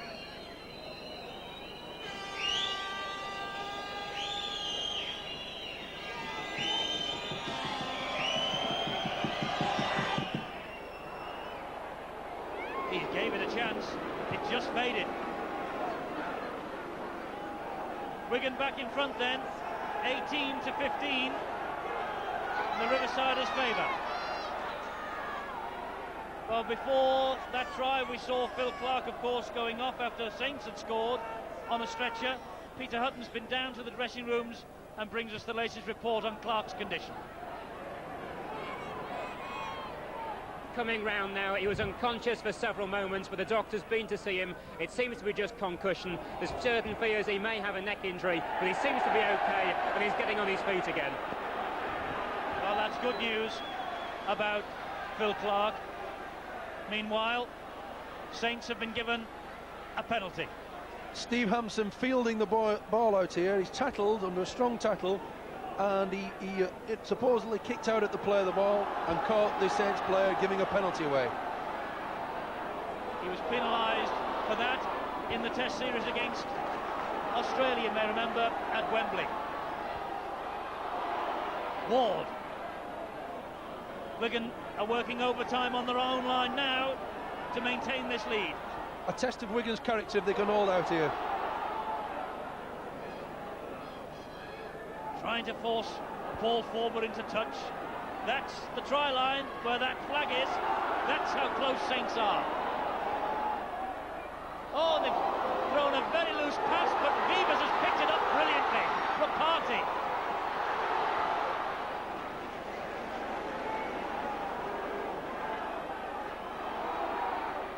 Long pass again, Laughlin. And Forber.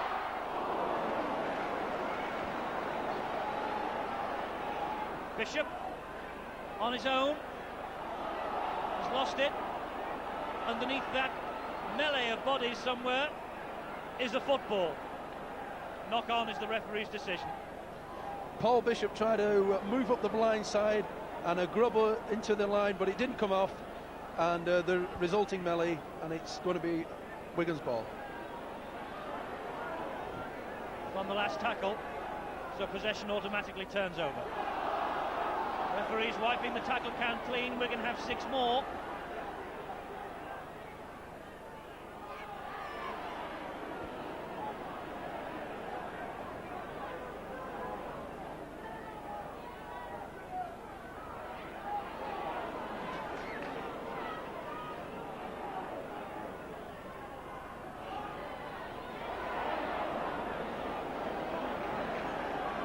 Beavers calling for support for St Helens on this near side of the field as Edwards takes it up again for Wigan.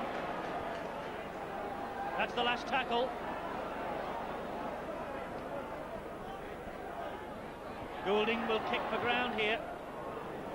Kicks well into that breeze. Hanley leading the Chargers.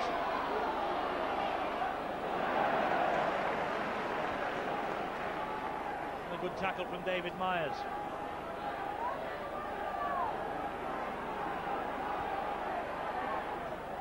Been some good qualities on show out there today. Some fine handling, some good running, some great tries. Take a brave man to predict the winner. Saints 15, Wigan 18. 24 minutes exactly on my watch gone. Vivas. Rapati. Tyra all over him. Goulding completing the job. Last tackle. Bishop and Cooper. Loughlin. And Loughlin has to surrender possession back to Wigan. That was the last tackle. Hanley swatting the players off again.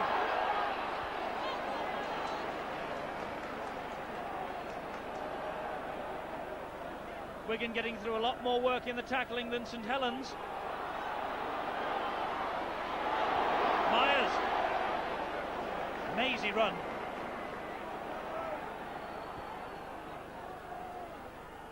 Platt. Almost released the ball, but not quite. Dermot is the acting halfback.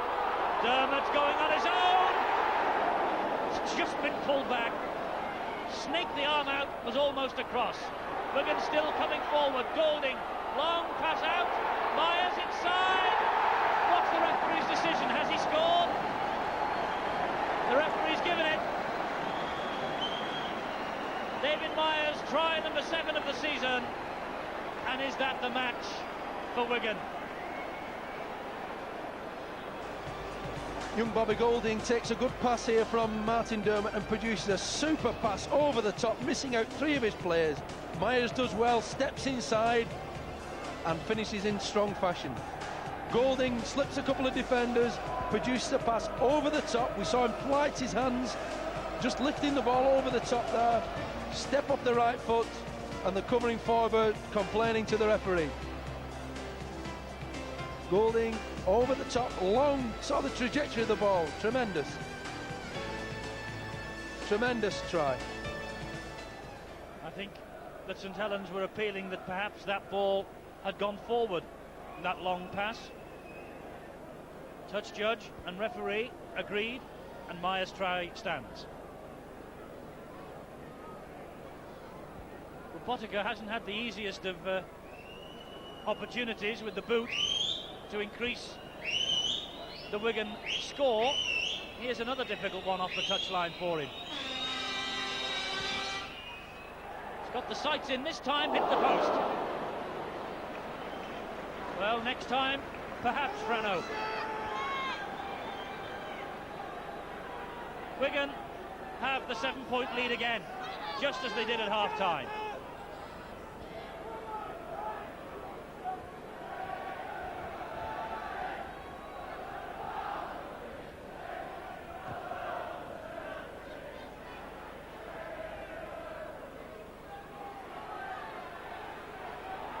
Here's the try scorer.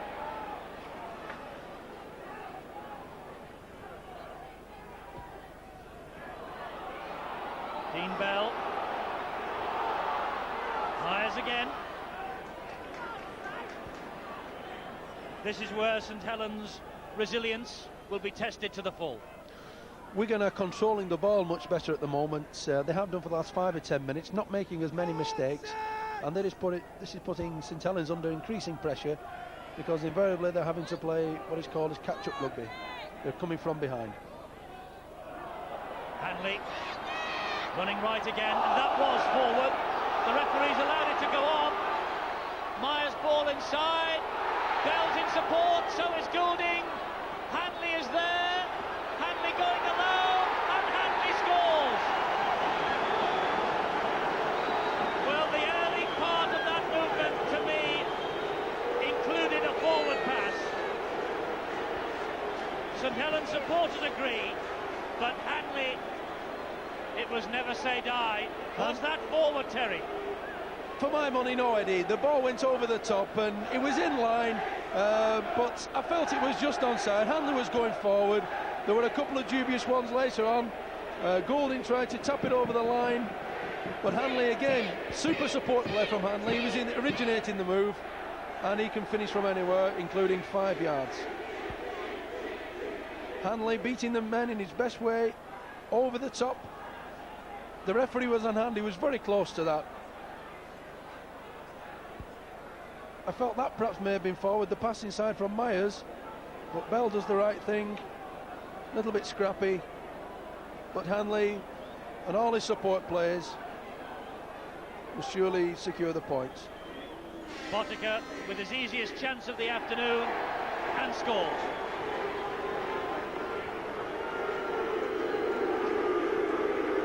(28-15) to Wigan. I think they'll be celebrating another win here at Knowsley Road for the men from Central Park tonight.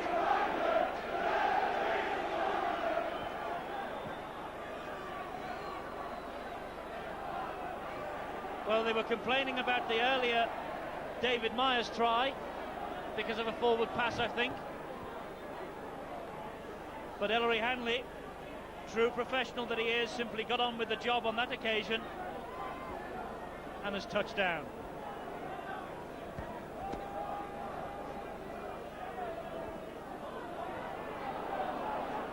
And you may remember, if you were with us for the quarter-final of the Regal Trophy, that Wigan on that occasion didn't play to the whistle, conceded a try and lost the quarter-final to Bradford Northern. I think John Money and his men have learned their lesson. It's significant, a couple of those passes were lofted high into the wind, and that can create an illusion of forward pass, but passing into the wind, against the wind, is considerably better than passing with it.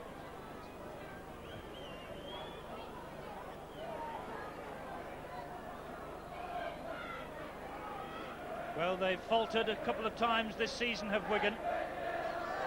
A victory over Leeds on Sunday, followed up by this victory, which it will surely be now against St Helens. The warning notices are posted for Hull and for Widnes and the rest. The champions will not let that pennant go easily.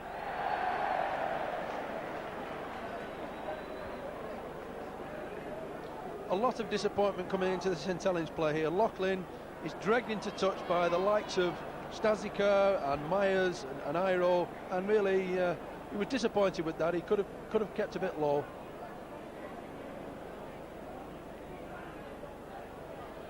Wigan have won the scrums. St Helens rather have won the scrums. Wigan have won the match.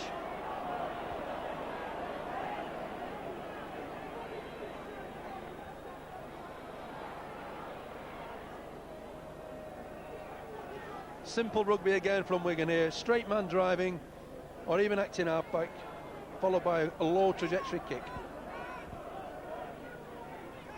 Wigan have produced 2 tries in 3 minutes in this second half to break St Helens' hearts.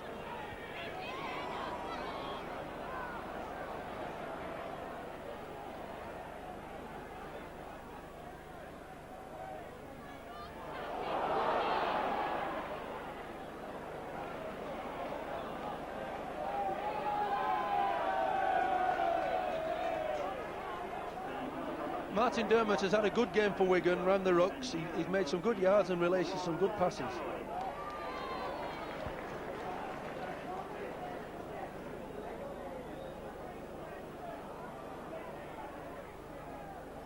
Connolly.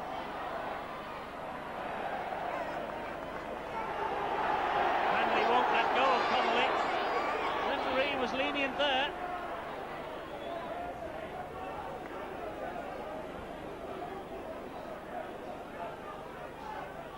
Groves from dummy half. Griffiths.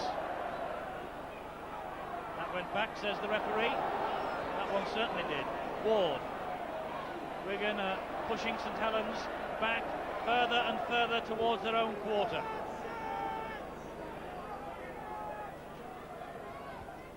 Just under 7 minutes of normal time remaining. Jonathan Neal.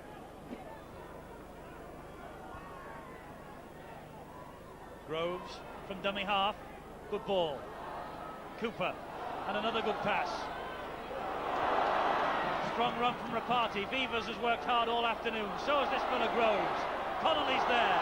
Saints perhaps have not finished. The final pass went to ground. Griffiths keeps it going though. Rapati again. Last tackle. Bishop. Cooper. Dwyer. Loughlin. Quirk. Bounced off a Wigan player. It'll be Wigan's. It'll be St Helens head and feed. A nice bit of football from St Helens here. A good line, and Les Quirk trying to get it on the outside with a chip through, but to no avail. A chance for St Helens to apply a little more pressure. Levers. Took the long pass from Griffiths well. Griffiths backing up in support. Can he get round Iro? The cap came off Iro's head. And it's a drop out underneath the posts for Wigan. Jonathan Griffiths trying a powerful handoff into Hyro's chest to no avail, and the passing side blocked by Hyro's upper torso. In fact, it was his head.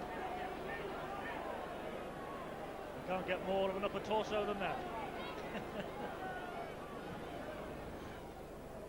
Good kick against the wind, that. Quirk picks up. 5 minutes of ordinary time to go.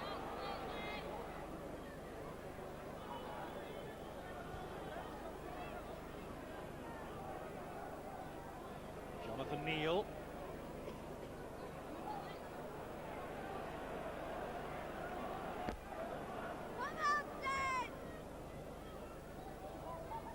Cooper and Bishop and Griffiths.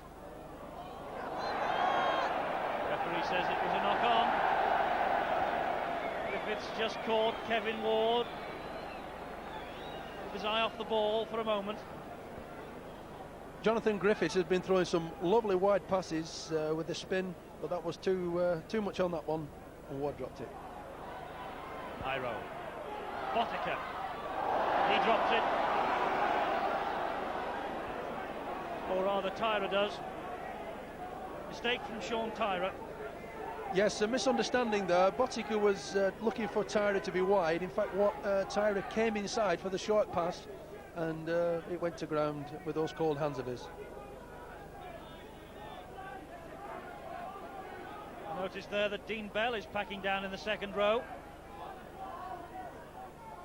Connolly, good tackle from Hampson. And Hampson, once more, has ripped the ball from Connolly's possession. Referee says no, it was Connolly's. Cooper and Quirk. Well, he scored a hat-trick, as I say, in the Good Friday fixture, Les Quirk. And I rather think that Wigan have done their homework on him tonight. Jonathan Neal.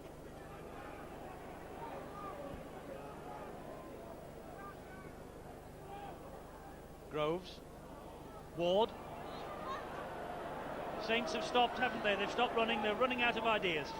Yes, Saints are best on attack when they're driving into the opponent's ranks. Just passing the ball at a distance from the opposition, and they're not kidding anybody today.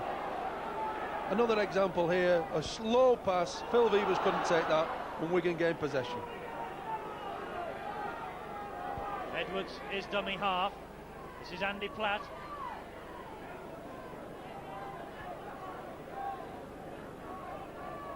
And handling errors. St Helens have made a couple more. There have been plenty of them, though, today. But I must say it hasn't detracted from the entertainment.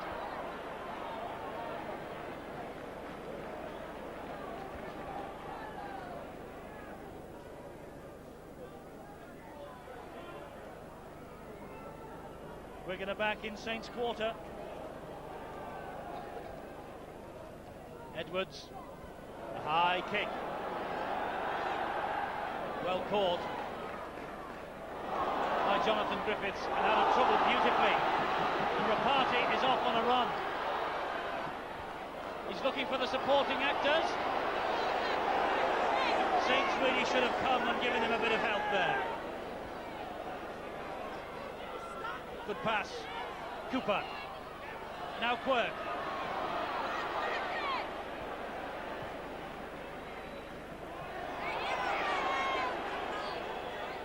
Connolly from dummy half. Paul Bishop. Kevin Ward. Bishop again. Lovely stuff. Forward. Cooper. Still they're going. Dwyer. It really has been a great game.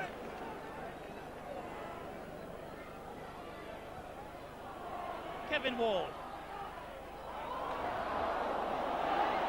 Referee waves play on, and 6 more. That one went backwards, he says. So 6 more for Wigan to hold out. Connolly spills the ball. A typical St Helens move there, producing brilliant rugby and then awful.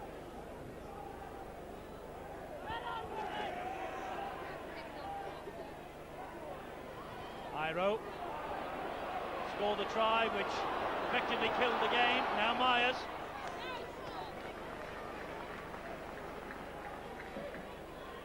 Half a minute of normal time remaining.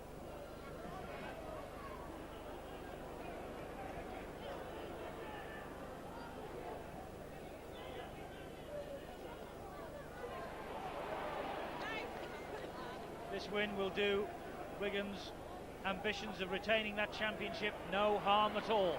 Hanley. As we enter stoppage time in this Boxing Day derby match.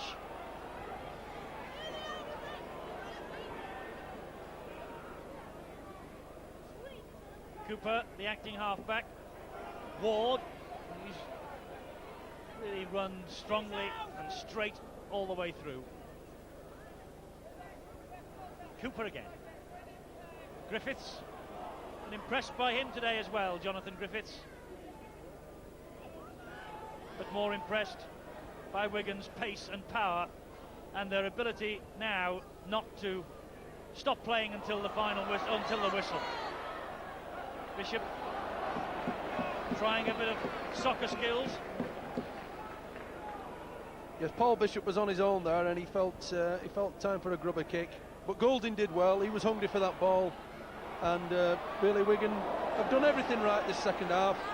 They had to withstand some Saints pressure, but really they've controlled the ball better. And to be honest, they've only been one winner this last 35 minutes or so. Yes, they've come back strongly from that Phil Vivers try that put Saints briefly ahead. To say they didn't wait for the referee's whistle when the 2 possibilities of a forward pass in the movements leading up to tries came along. And that's been the difference between them. A truly professional job by Wigan here this afternoon. Ball has bounced unkindly for Gary Connolly. And that's great chasing down.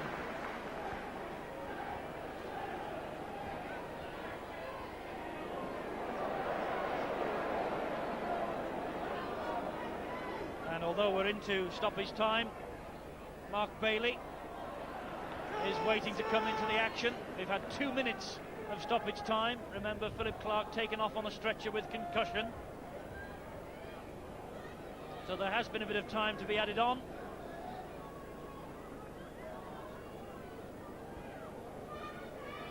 Bishop. Vivers. Risky. It came off. Rapati.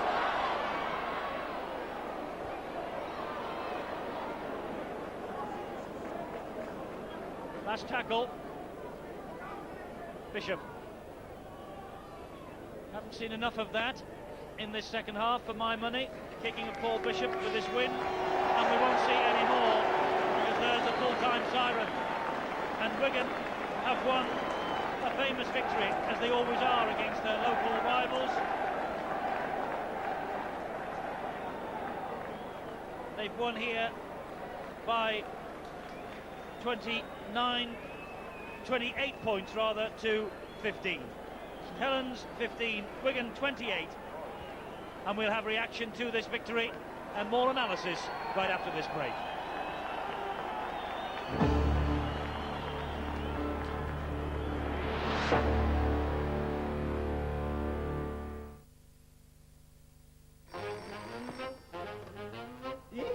Speaking. Commissioner Drabhole's office. Modern technology can make a fool out of anyone. And the new Sony E-Series Trinitron is no exception. Because with 3 separate speakers and Nicam digital stereo, the sound is so good. It's hard to tell which is the TV and which is the real thing. Sony, why compromise? The new Fili-Shave. Improved shaving performance. Wider slots lift and cut for the best shaving performance ever. With personal minutes left indicator. The new Fili-Shave. The pursuit of excellence.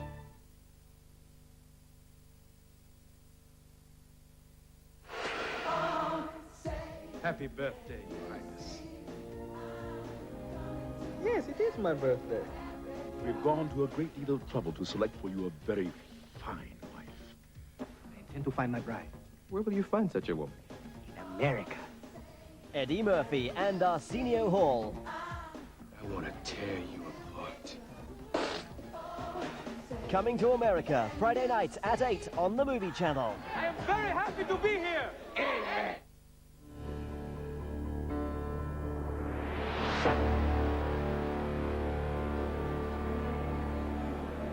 So, a good win for...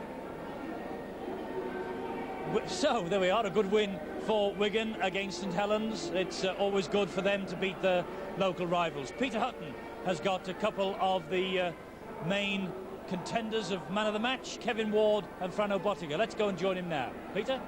Well, Frano, if I can start with you, a great win for Wigan. But that try of yours, you must have special memories of that. It certainly was exceptional.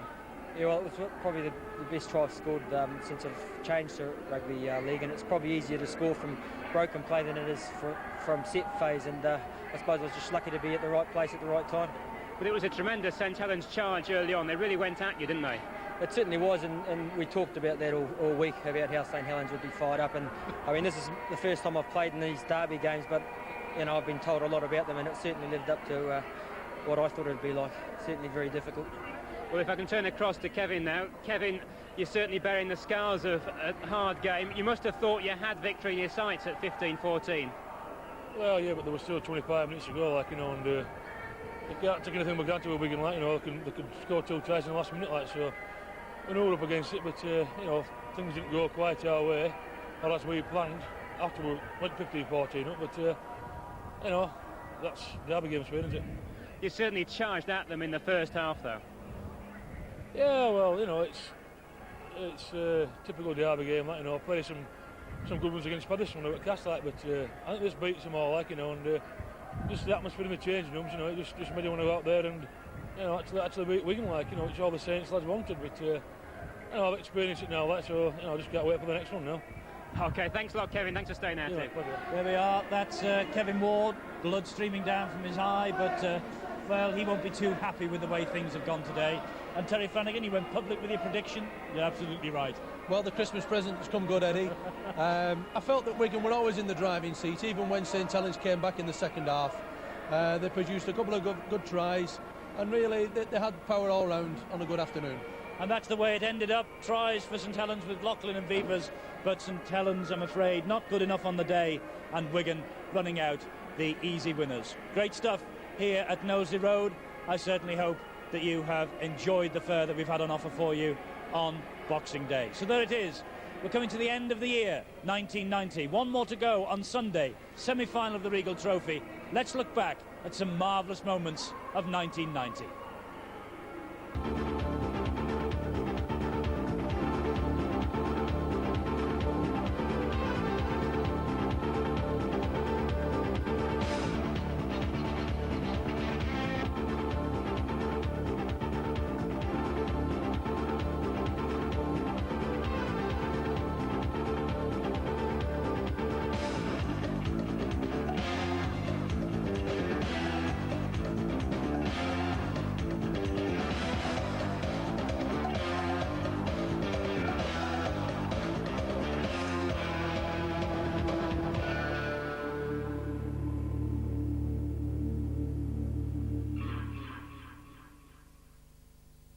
In a moment here on the Sports Channel, Supercross.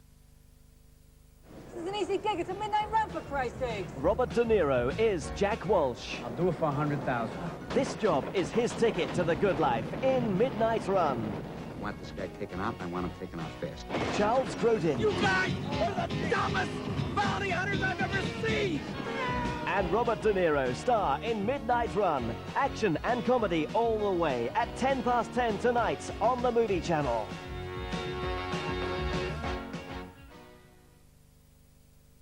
January the 11th at 8, a double challenge for Kingston as they challenge the mightiest from the rest of Europe. They'll take on Tel Aviv and Limoges for some of the toughest basketball action to be found.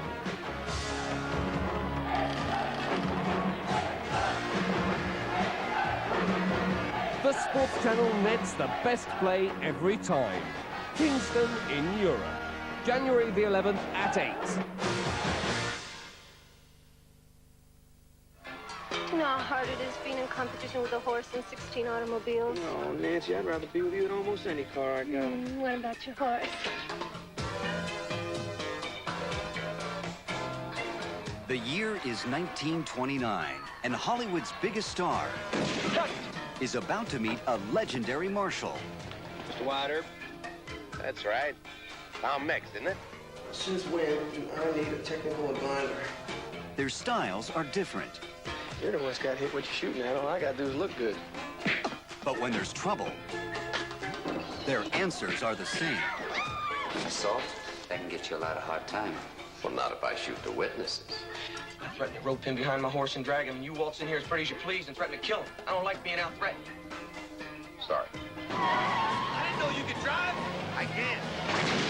You ever done any flying? No. Me neither. What the hell do you think you're doing? Mostly trying to stay alive.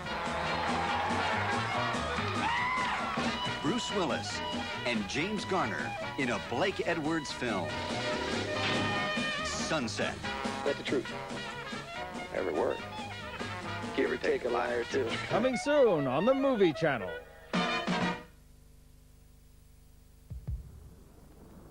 Relive the mightiest, heart-stopping moments of a whole season of motorsport.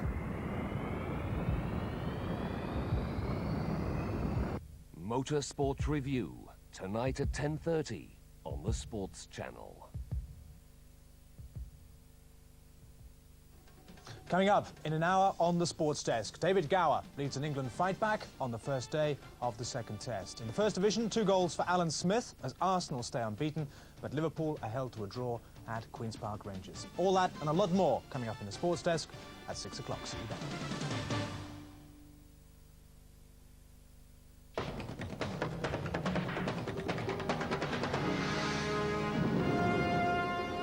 You're watching the Sports Channel, part of the British Sky Broadcasting Network.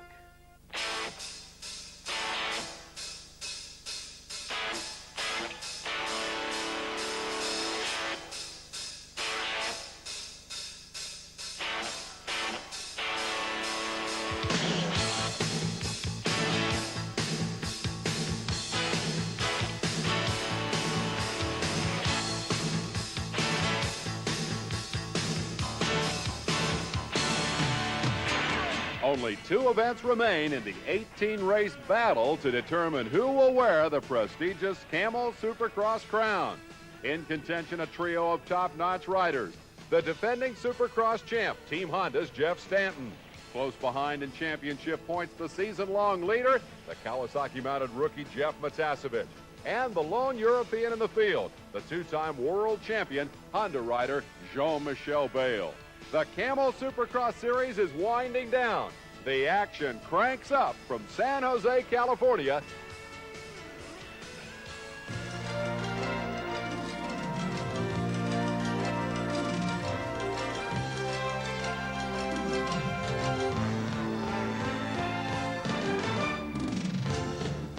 Northern California is home to some of the most famous landmarks and tourist attractions in the United States.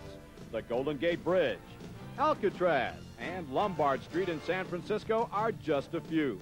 On this weekend, add one more, Spartan Stadium on the campus of San Jose State University. Hello, everyone. I'm Larry Myers for ESPN. With me